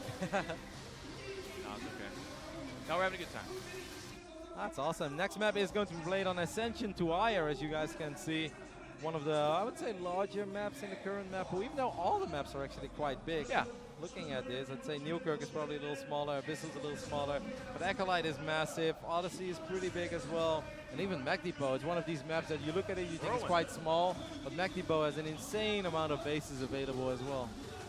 And if we go to Game 7, it's on Whirlwind. A bit of a throwback map. I know that the Koreans, specifically GSL, have been playing that for a while, but that's a big topsy-turvy, a lot of bases kind of map. That would be a wild finisher. Well, it's almost do or die time already for TY. Who's obviously feeling a little bit flustered after that last game. It is. He knew that a lot of things were going his way, and that was probably his game. If he wants to win this series, I believe this is do or die. Yep. To 4-0 Innovation from here, I mean, come on. Unless your name is Sulky, then it's never going to happen again. And who's Sulky, right? Yeah. Is that guy even around anymore? No, he's not. He's like, that's the greatest achievement a man can ever have in the Starcraft 2. So. Yeah, he's like, I'm done. Yeah, he's like, I'm done. And we can't even blame the man. No. Went out on top of the world, man. Why not? All right, ladies and gentlemen, this is GSL versus the world. Get pumped. In the top left-hand side, looking like an absolute machine on fire. It is. Innovation.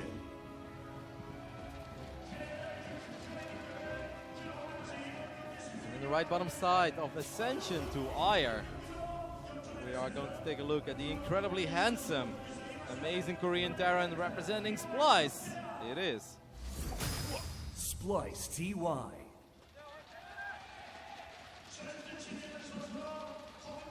A lot of fans showed up here, guys. Thank you all. And as Kevin and I said, it's a huge treat to be on the stage commentating this amazing match. But bust out your breadsticks, get some pasta, because we're going to sprinkle a little bit of Parmesan on top of it. Some cheese. a little bit of cheddar coming out of Innovation here in game number 3. We saw him do it once. I'm kind of shocked to see it on Ascension to Ire. Now, the upside of doing it on this map is that there is no direct ramp going into the natural. It's flat ground. So if TY decides to build his command center on the low ground, it can actually be quite easy for Innovation to get the cancel. But if TY somehow spots this and he just sits in his main, there's only one way into the main base. But Jeff, he's going to drop a CC on the low ground, and that is exactly what Innovation was hoping for. Wow. It must be nice, Innovation. It must be nice.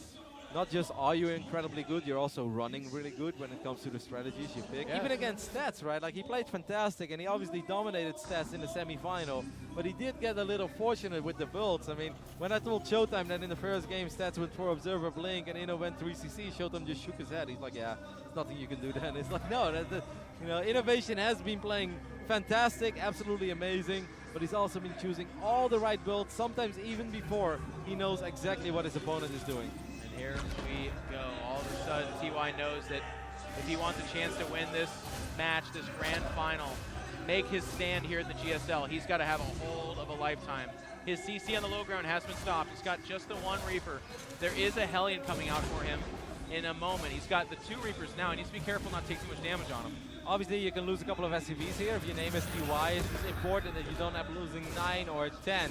Hellion is more than halfway done. TY is just trying to buy time for his Hellion to come out. He's doing a little bit of damage on these Reapers. So far, it's not that bad for TY. Obviously, it really stinks that he can't finish up that CC. But the defense, Jeff, I don't hate it. I think it's quite good. Yeah, it's been okay so far. He's got to be careful, though. It is still just the 2 Reapers and a single Hellion.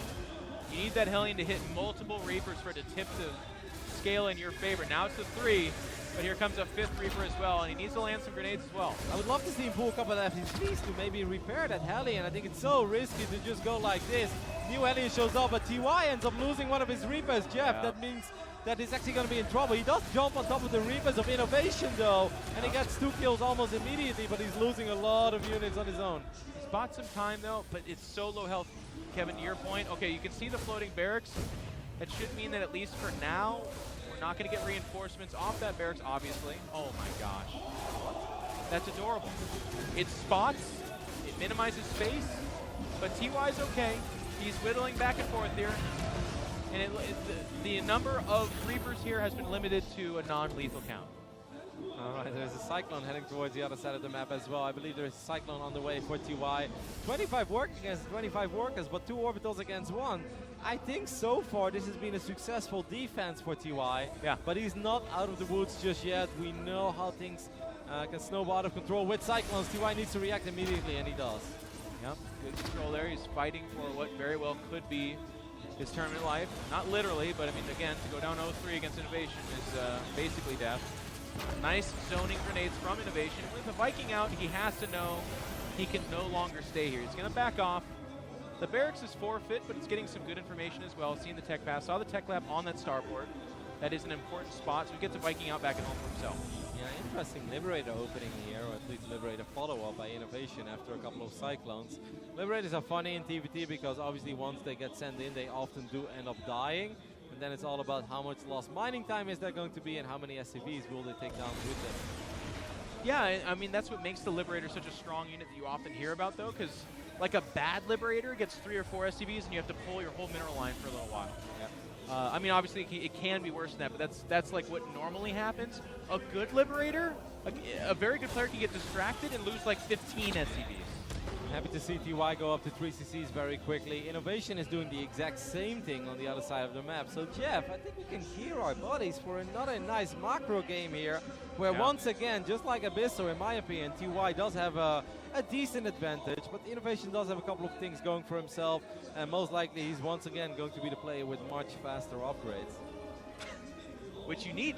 Yeah. You need to start ahead of Innovation, because from what we've seen, if you don't start ahead, you're way behind. You're way behind. So Innovation circling in front here. He has the 3 Cyclones and a couple of Reapers here, just kind of dancing around trying to occupy his attention. And here comes that Liberator. Yep, and once again, this is an exposed He's not mineral seeing it. line. He's not seeing it. He does pull, so it's going to cost him. 3, probably. But close to the 4, but there you have it, exactly what you said. This is maybe a bad Liberator. It still gets 3 kills and a lot of lost mining time. Innovation is okay with this. He gets a good idea as well of what's happening in the main base, so it's not just a scout. He also does some damage. Well, I mean, to really break it down, Rotterdam, like, it's not like at 7 Liberators you hit that magical number where that's the real time where they're super amazing, right? Only a few Liberators is all it takes to have their impact on the battle. And also they come off the starport where, yeah, medevacs are really important, but you don't need 25 medevacs. So you can afford to build Liberators over time. Look at this one alien, Jeff. Actually got a couple of volleys off there. In the end, it only got a single kill. But yeah, you're spot on. Obviously, the Liberator is mostly used for positioning and forcing on sieges as well. I'd love to see TY float out that CC already. I'm not exactly sure why he's so afraid. That one SCV there, I think playing against Innovation. Yeah. But I mean, you can be afraid. If you sit far too back, then Innovation will just get ahead once again. He already floated over that CC. He's going to be able to outmine TY in the near future, but TY is sending over CC, so I'm happy to see that. Yeah, he's going to do it eventually here. Innovation gearing up. He is still behind. Only 1 in Worker, but Army strongly in favor of TY for right now. And there's a Raven. I don't think there's a Raven on the side of Inno, right? Not that I saw. Raven's can have a pretty big impact on battles, especially on tanks. A couple of auto turrets, they kill stuff incredibly quickly. I believe upgrades are a lot more even, by the way, this time around. Yeah. TY's easy base were not that much later. He did trap one of his own SCVs. Look at that stem timing. Oh my god. And then also take into consideration that these openings were completely different from each other, guys. One player went for a double Rex proxy and the other one went for a Reaper fast. It's like 1 second difference. Yeah, that's amazing. It's weird when that happens. Well, we didn't lie then, Jeb, when we said that things were relatively even after that skirmish. No kidding. You gotta chase these Cyclones back. They can scoot away. During all of this, TY is obviously getting closer and closer with that Raven as well, but there is a missile turret. Would love to get a couple of SCVs with a few auto turrets. I think he takes damage if he goes over there, so it's almost questionable whether or not he does it. He's gonna go for it. Was probably not worth it in the end. Innovation with an excellent response time. His reactions are so quick. Yep. And all of a sudden, Innovation is ahead in Workers and still behind Army. Armory just now going down for TY, by the way. It's a little bit late. It does sadden me when I see Ravens die like that. Obviously, I don't blame TY for trying to get something done. He was also being active with units in the middle of the map, so maybe he felt that this was the right moment to go in. But I feel that Ravens can have pretty big impact on these big battles. And now he just lost it. Could have been a Raven with maybe 4 auto turrets. And 4 auto turrets in a couple of tanks. That's massive. Yep. Agreed. Like I said earlier, I've learned to not grow attached to things in TVT. Everything you're looking at right now, Kevin, will be set fire and die by the end of this game at some point or another. Everything. All those SUVs as well, Jeff. What's that? All those SUVs, even the General. Not the General, Kevin. Never the General. Okay, good. He's in there right now, by the way. Yeah, he starts off humble beginnings as just a mere worker, and he works his later way ascends. up. Yeah, as Caesar, basically. I like it. Okay, so TY sharking around here, trying to get Innovation stretched and pulled, make a mistake somewhere. But Innovation has those spotting Marines, sees it, knows it's happening. And a spotting SCV there as well. Innovation's going to push his army from TY away. At the same time, immediately, what I love from these guys is that they're always so active with their units. TY's like, all right, you've got like 50, 60 supply in the left bottom side. That is maybe my moment to move my army in the middle of the map. Now, obviously, with the sensor towers, it's going to be really hard to catch your opponent off guard. But TY is moving around, Jeff. Yeah, and it's Innovation that actually gets to muscle him back, by the way, and then have that hanging army that basically represents the, like, if you forget about me, if you don't reinforce and defend your base, I will show up. That is a lot of Marines from Innovation, and TY is just going to evacuate this location immediately. Oh my god, you can't go down there. He's going to load up, but there's Marines actually on top of that. Oh, it's going to cost him. Oh my He God. loses one medevac. He does get the drop off, and there's Vikings in here. And now the counter drop coming in from Innovation with the reinforcements. And here comes the Generals. This has disaster written all over it. And Innovation. Whoa. Just unstoppable. Nerf this guy, Jeff. Wow. And that was the easiest win of the 3. It came down to a razor's edge. TY made the snap call to say, look, I'm losing a base. I got to pick up. I got to do something magical here. Tries to go for it. Loses one of the medevacs. Vikings are coming up from Innovation. And Kevin, to give you an idea of how good Innovation's running right now, there weren't really Vikings in that matchup previously. So for them to pop out at exactly that moment is like the anti-timing for TY. He's like, you got to be kidding me right now. Yeah, it's insane how incredibly good Innovation has been playing, not just today, but throughout this entire tournament. And it's safe to say that TY has one hell of a mountain to climb in the next potential 4 games. But Jeff, even I am starting to become a non-believer at this.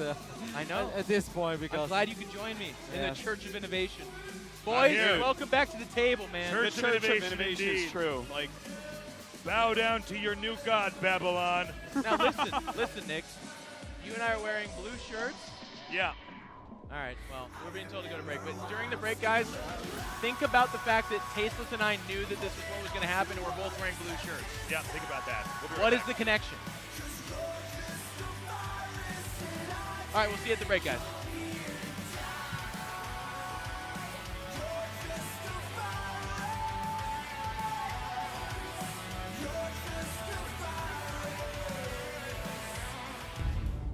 StarCraft 2 has seen some exciting action both in-game and in the WCS Pro scene.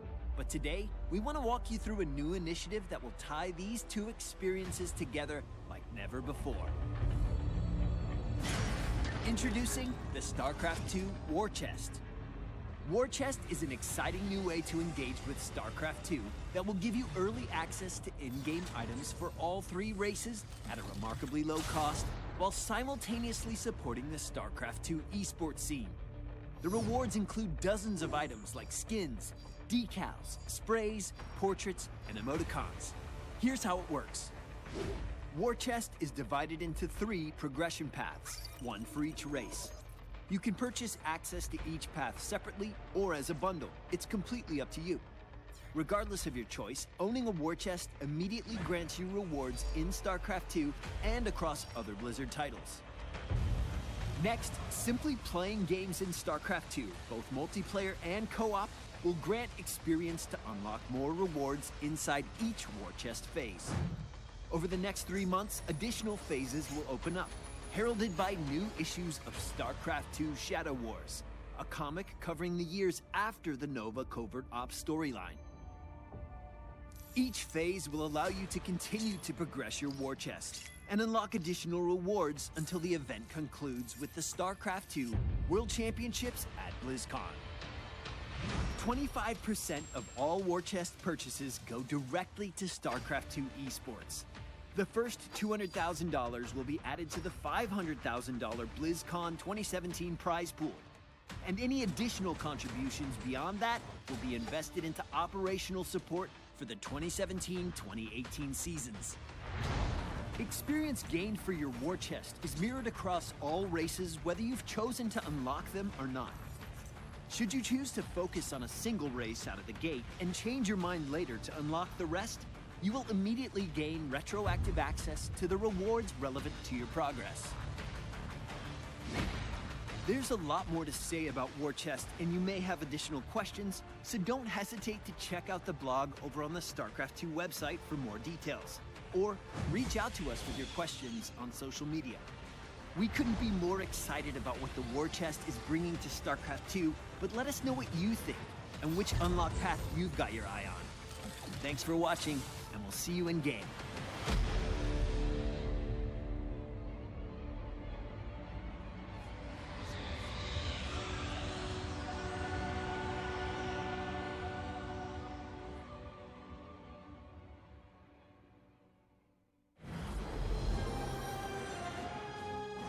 Supply depots insufficient. Overlords superior. Need creep for that. Man, how does Sarah do it?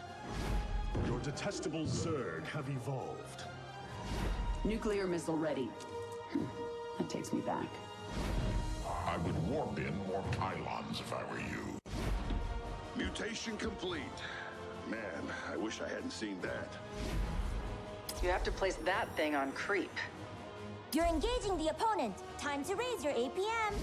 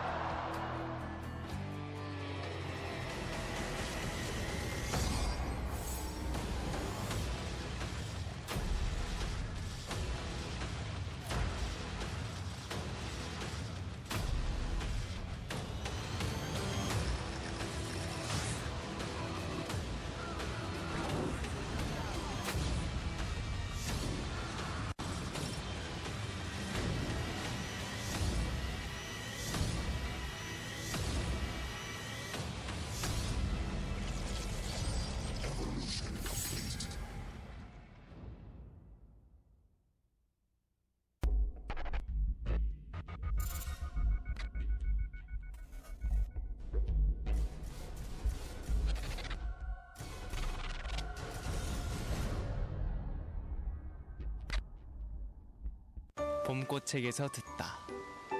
있는 그대로 맑고 깨끗하게 피어나라고 겨울을 이겨낸 봄꽃이 내게 말했다.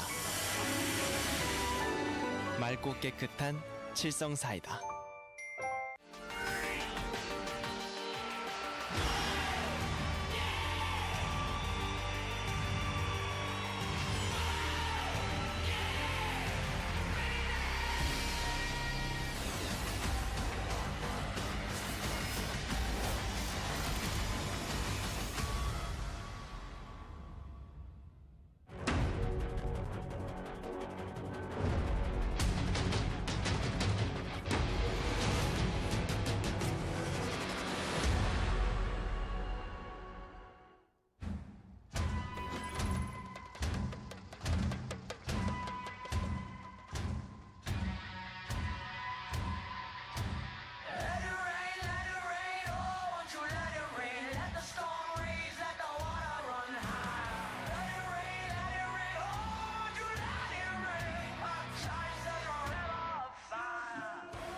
What the hell is going on? Innovation is killing it. Dude, by the way, like game number 2, possibly the best TVT I've ever seen. Yeah. Crazy.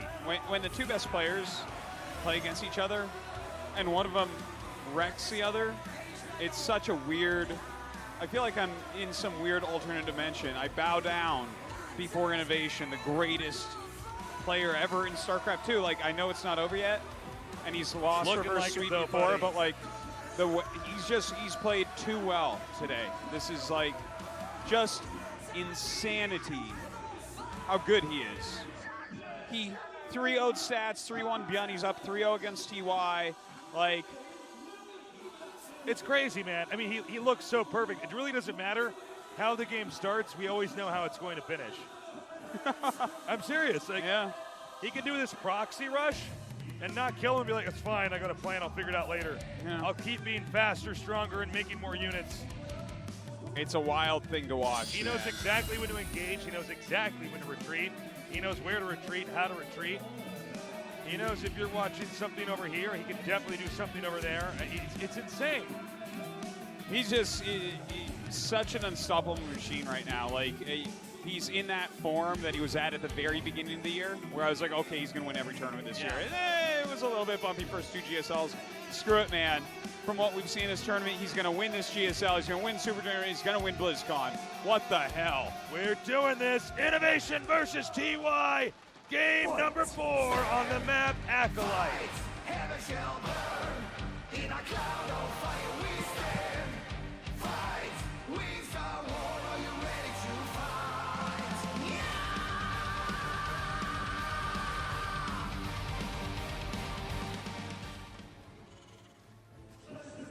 In the upper right, in the blue, 3-0. Is this his final form? Innovation. His battle power is far over 9,000 at this point. It's over 9 million. It's over 9 billion. In the bottom left, he needs the comeback of the century. Splice TY. And there is a precedent for it. The Innovation in one of the finals that he was in for GSL Code S was up 3-0 on Sulky and got reverse swept. Right. And it's not like he's not a clutch player. He's not like Sue or anything. This guy has plenty of championships. He knows how to win. So he can still be out-muscled. We will see about that, though. This is a command center first now against a gas first. So complete opposite ends of the spectrum. Yeah, we have the SCV headed to the south here. And it looks like Innovation just wants to identify exactly what TY's up to, and then that's going to set off the Innovation build algorithm where he just goes down the exact perfect path, responding to everything Dude, as it should be. And I got to say, TY's been playing very well also. Well, you know, that Abyssal game, as you said, game 2. By the way, guys, that was the first time Artosis and I have been at a finals where we're watching live, and I'm like, well, what a magnificent game that was. This is a great game for you and me to just sit and watch. Holy crap, kind of a nice change. We had a great time talking about Abyssal. That was like, what a back and forth. I was saying to Artosis, I'm like, this is the best turn for turn I've seen in a long time. Yeah, yeah. TBT lately has been great between the horsemen. Like, basically every series you see is like, wow, these guys are such another level. Reaper now coming out here. TY's Reaper should be here to answer that before any real damage can get done. Again, the GSL versus the world over the last 4 days, we've been watching this tournament blossom, watching it unfold, and I have to say it's been a real treat. This has been one of the funner tournaments we've ever done. Yeah, it's really been a blast, and I do hope that we can do more tournaments like this in the future. Just seeing all these all-stars play against each other. The foreigners had a great showing, I think, even though today was a little bit disappointing.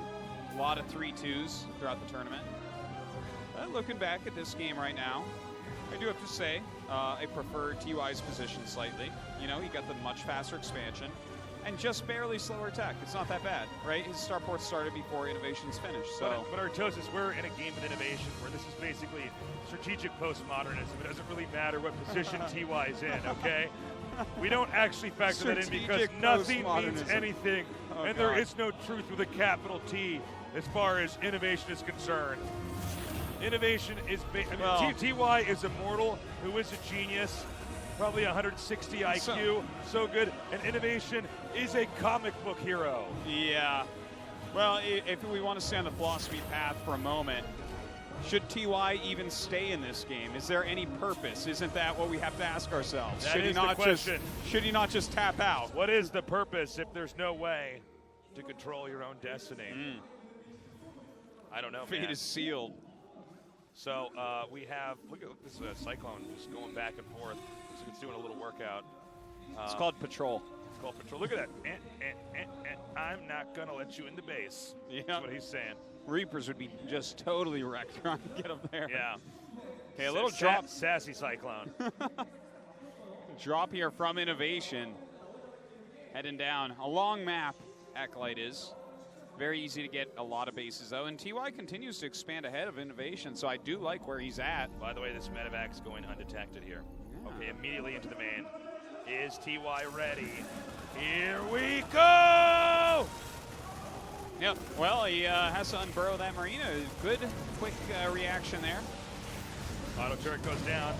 Looks like he won't be able to save the auto, or the Widow Mine, excuse me. But the drop is going to be able to get out of here okay. Is it? Ooh, okay, just barely. How long do those missiles fire for? Jeez. A long time. Okay, so he still ends up getting 6 SCV kills, but ends up losing everything but the medevac. Yeah. But again, TY, he got his bases up pretty quickly. He's a little bit behind in SCVs, but he's not really going to stay that way because his command center, his third, finished before Innovations. Innovation here, definitely at a different rate of tempo, trying to be the first to initiate, and TY basically handles it just fine. Sure, he lost a few SCVs, but overall, when you have additional CCs up much earlier on, you're fine. Yeah. Pretty even overall. Right now, a little push out by TY with his 3 Cyclones. Not sure he's going to get much done since there's already a siege tank. There's some Ravens, things like this. Okay, we have still innovation here on 2 bases. The 3rd CC's done, but hold up. TY is going to initiate. There's only a few Marines up here. He's really poking in very strongly right now. Where are the Ravens that were here? Okay, they finally come back now for innovation. Auto turret's going to start to go down. Might try to head him off at the pass as well. Oh, nice body blocking with the auto turrets. Yeah, looks like he barely does not get one of them. So that was pretty sick.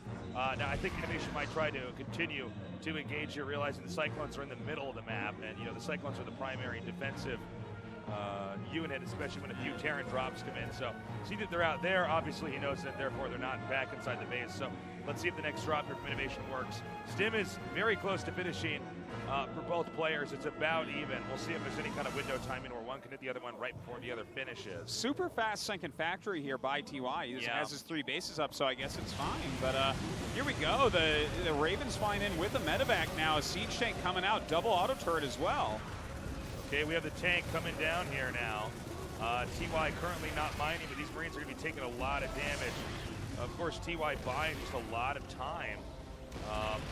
Or innovation, rather, buying a lot of time. The Marines coming down now. Hasn't quite been cleaned up yet. Good stuff. Yeah, it gets a little bit done right there. Oh! Sick Not move. good. Losing a Raven like that. And we see Stim finishes just a few moments. And as for TY, and now the drop is going to come in immediately. Ooh, and he's hitting the front with Cyclones as well. I love this move by TY. Definitely could get some serious damage done. Looks like the Cyclone's still attacking here into the natural, mostly doing damage to the refinery. Didn't quite move them up while he was microing everything else.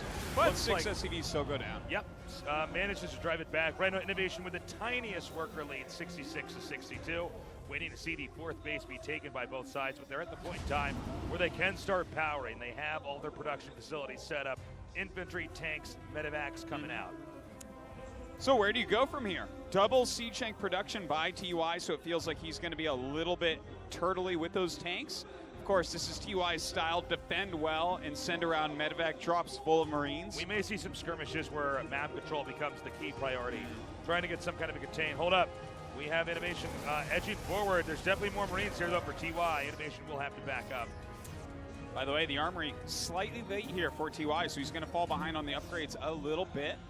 But he's making more tech units, so he's still going to be fine. I just don't know that he can get damage done, especially considering innovation is still just sitting on 3 bases. If he was spread a bit more, maybe. Yeah. Innovation still, on some level, paying the penalty for the way he opened up here and the fact he wasn't able to give TY at all at the start of this game number 4. Innovation pushing back on TY. You know, these guys, a lot of these games so far, it's been like quite nice, back and forth. The Abyssal game specifically, right here we see this one. They're pretty neck and neck overall, but then you look down at the numbers and you're like, Innovation seems to have just slightly more. It's kind of crazy. Sensor towers are now up. Innovation still itching for a 3rd base. He's already pushed TY back off the map. Initially, map control was going to TY. I think we're going to see TY, once he secures his 4th base, then move out again. Even though TY seems to always be a few inches ahead of Innovation, again, we have to go back to the previous games and how it paid off. It didn't. No, it just didn't. It didn't, guys. I'm sorry. That's true. And you were saying something really good when we were just sitting in the chairs watching about, like, it just seems like Innovation's too fast. Even though TY might have, like, a better position sometimes or better unit comp, Innovation's like, I'm everywhere! There's Marines attacking you! It's almost like, you know, in MMA, they try to have you be in the same weight class. Yeah. It's like TY may be technically a better fighter in some ways, but Innovation is actually, like, 2 weight classes above him. Yeah. He's actually just stronger. Well, he's got some pretty sick reach, that's for sure. Yeah, for sure. So TY backing up now. Innovation still powering hard on 3 bases. Innovation may try to do a maxed out push. In fact, I think that's exactly what he's going to do here. His CC is going to finish at the same time he maxes out. Oh! Nice pickoffs right there. Innovation pushing TY way back. TY down 30 army supply. What a big difference that makes so quickly. Innovation going to need to get out of here with his medevacs. Wow, that's a kind of nice position, actually. Like, Innovation's just controlling the map this entire time now. Yeah, he's doing a pretty amazing job of this so far. I have to say, I'm really, in some ways, almost rooting for TY. I want to see the beginning of a comeback. This could easily be the best finals we've ever had if we can start to see that happen. But I don't know if Innovation bleeds. Dude, yeah, if Innovation actually loses this series, or even it goes to Game 7, that has to go down as top 3 final of all time. But Innovation is looking strong, my friend. He is maxed out. He's been maxed out for a while and continuing to roam around the map looking for damage against TY. Okay, we got a drop going back into the expansion over here. Oh my God. So quickly, Innovation picks up and drops it out here in this back natural. TY in a lot of trouble. His eBays are back there and everything.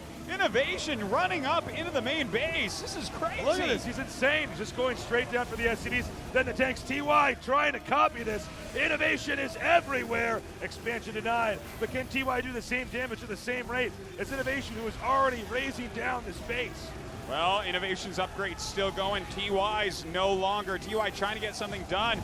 Doesn't have enough. Innovation pushing him back while taking out one of his bases. This is just unreal. That drop is way too small. There's no way that would do enough damage to Innovation. Right now, TY supply block not upgrading, lower on units, and with less options. Yeah, that is exactly what we're looking at right now, but TY not going to give up quite yet.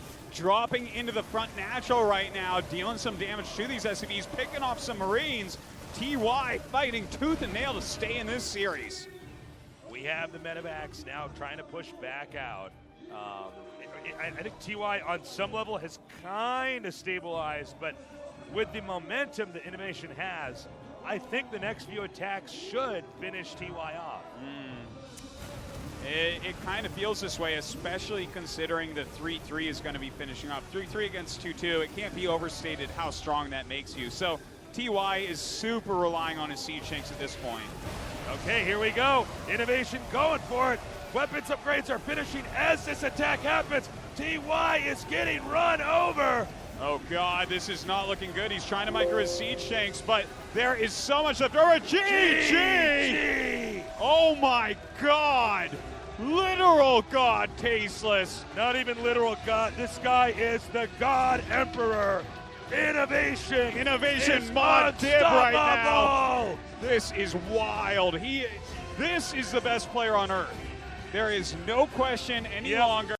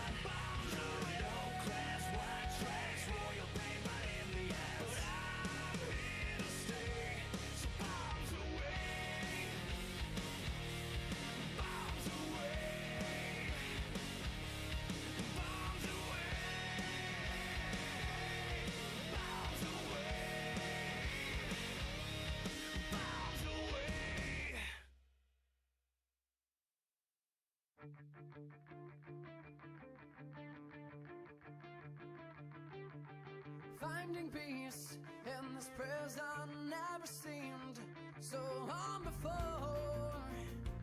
What am I searching for? Just a touch of the feeling rush of two hearts beating. Why am I left dancing in the rain again, singing my sorrows for what I can't seem to get? Just someplace where I belong. And don't take this from me. I've been fading away. Memories are turning to gray. But every step that I take, the closer I get to finding there's more to me than what these eyes have seen. It's within my reach, and I'll take it all.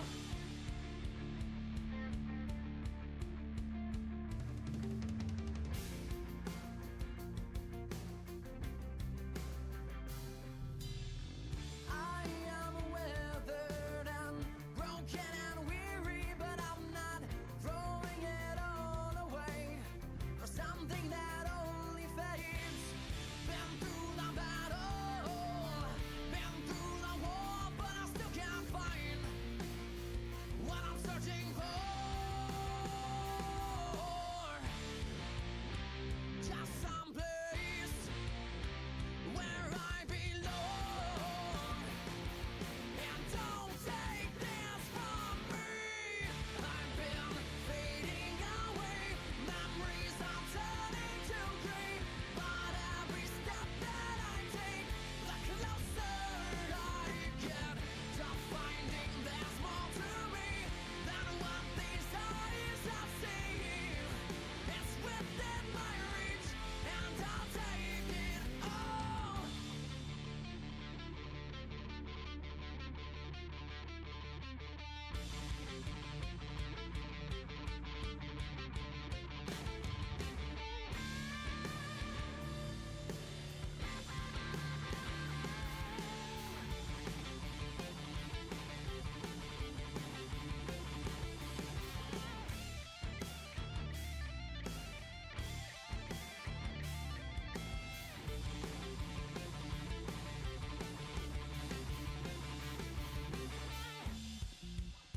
Just someplace where I belong. I've been fading away. Memories are turning to gray. But every step that I take, the closer I get to finding there's more to me than what these eyes have seen. It's within my reach, and I'll take it all. I've been fading away, and I'll take it all.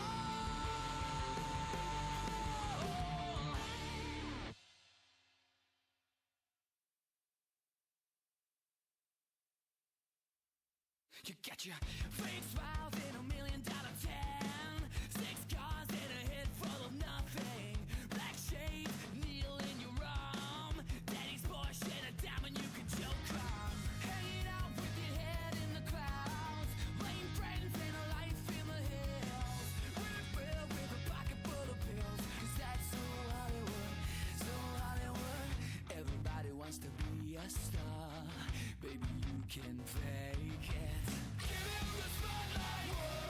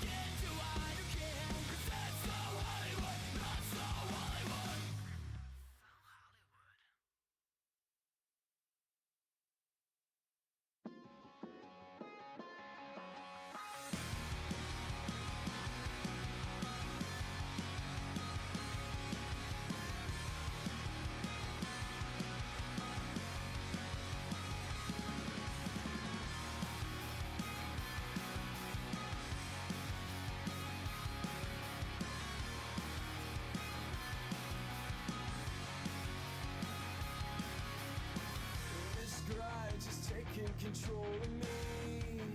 And I have never felt so relieved. And it burns just knowing we'll all lose sleep.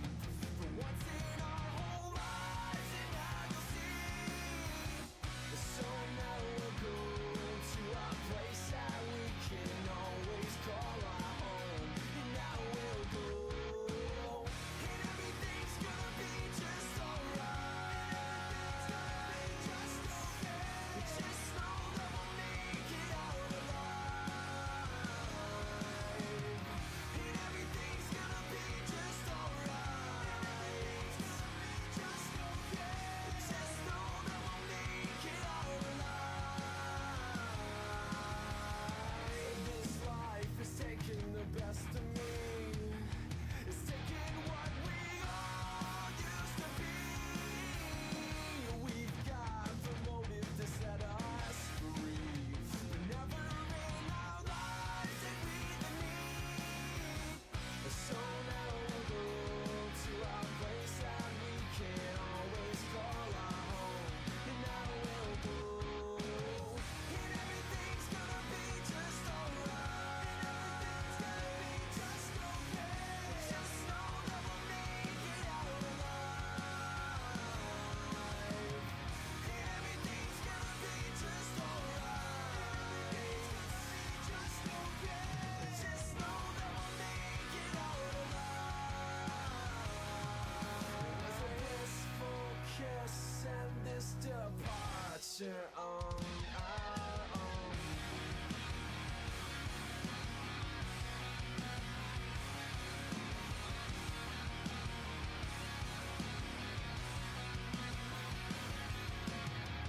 Well, now I know where we belong. Walls are caving in, we all have seemed to.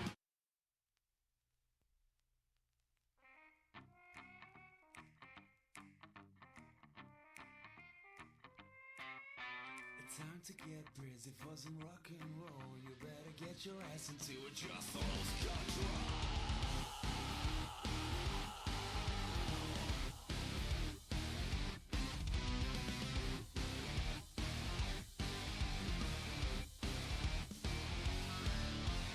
Start going sweet and everybody's bleeding. I need some action, so give me satisfaction. Turn on the radio, turn it up. I wanna show you the station with a heavier roll. 'Cause I'm a B-A-N-D-I-T.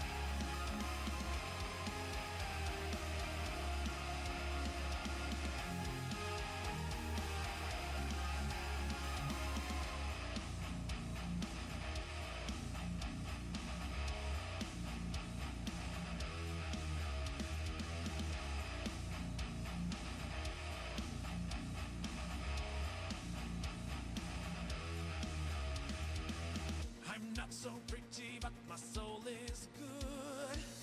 I promised you I would show you if I could. I'm not a bad man, just a twist in my past. But if you talk to me, I will be your last. I don't believe in better times. I can't stand all freaking smiles. I don't believe in smiley faces. I can't find any happy places. Can you see me crying? Ripped off all my dreams. All hopes and desires. What does it really mean?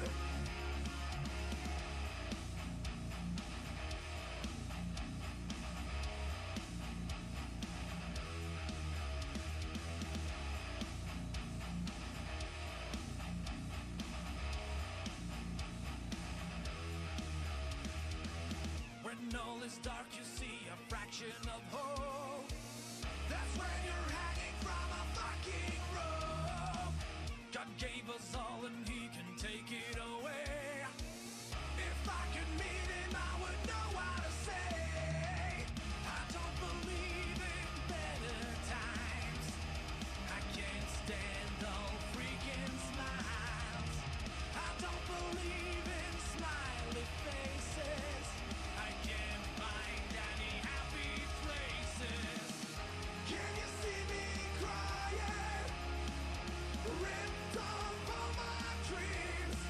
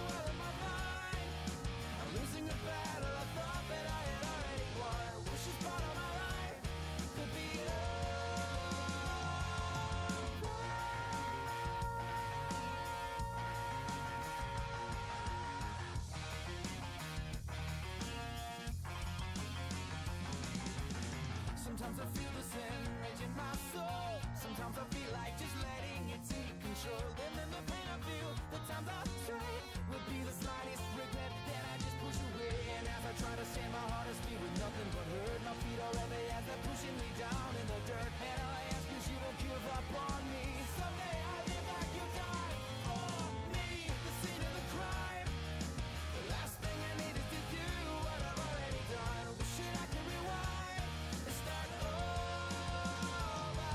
These thoughts still go out in my mind. I'm losing the battle, a thought that I had already won. Which is part of my life could be over.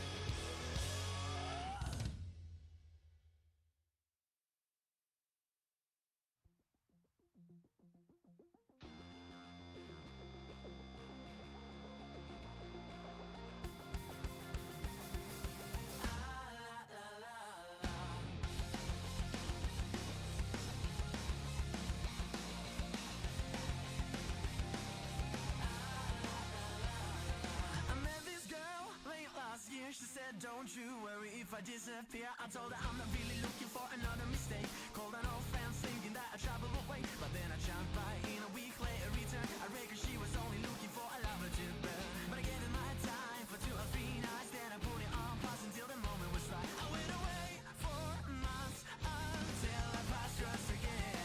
She told me I was never looking for a friend. Maybe you could swing by my room around 10.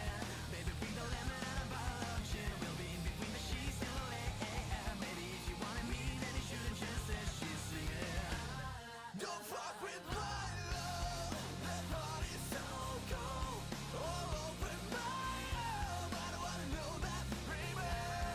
Don't fuck with my love. I don't need cheaters. Taking my free love. I don't wanna know that, baby.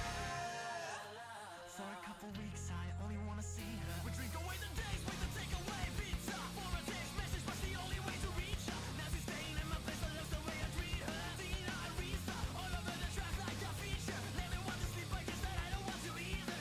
But me and her, we make money the same way. 4 cities, 2 plays the same day. But the shows have never been what it's supposed. So maybe we go together and just figure it out. I'd rather put on a film with you and sit on the couch. But we should get on the plane, or we'll be missing it now. We should have been down the way that things play out. And she was kissing me out, I was confused about if she's a figure it out. Well, I'm sorry, yes, singing. Don't fuck with my love. That heart is so cold. All open my love. I don't wanna know that, baby. Don't fuck with my love. I don't need cheaters. Taking my free love. I don't wanna know that, baby. On my hotel door, I don't even know if she knows what for. She was crying on my shoulder, I already told ya. Trust and respect is what we do this for. I never intended to be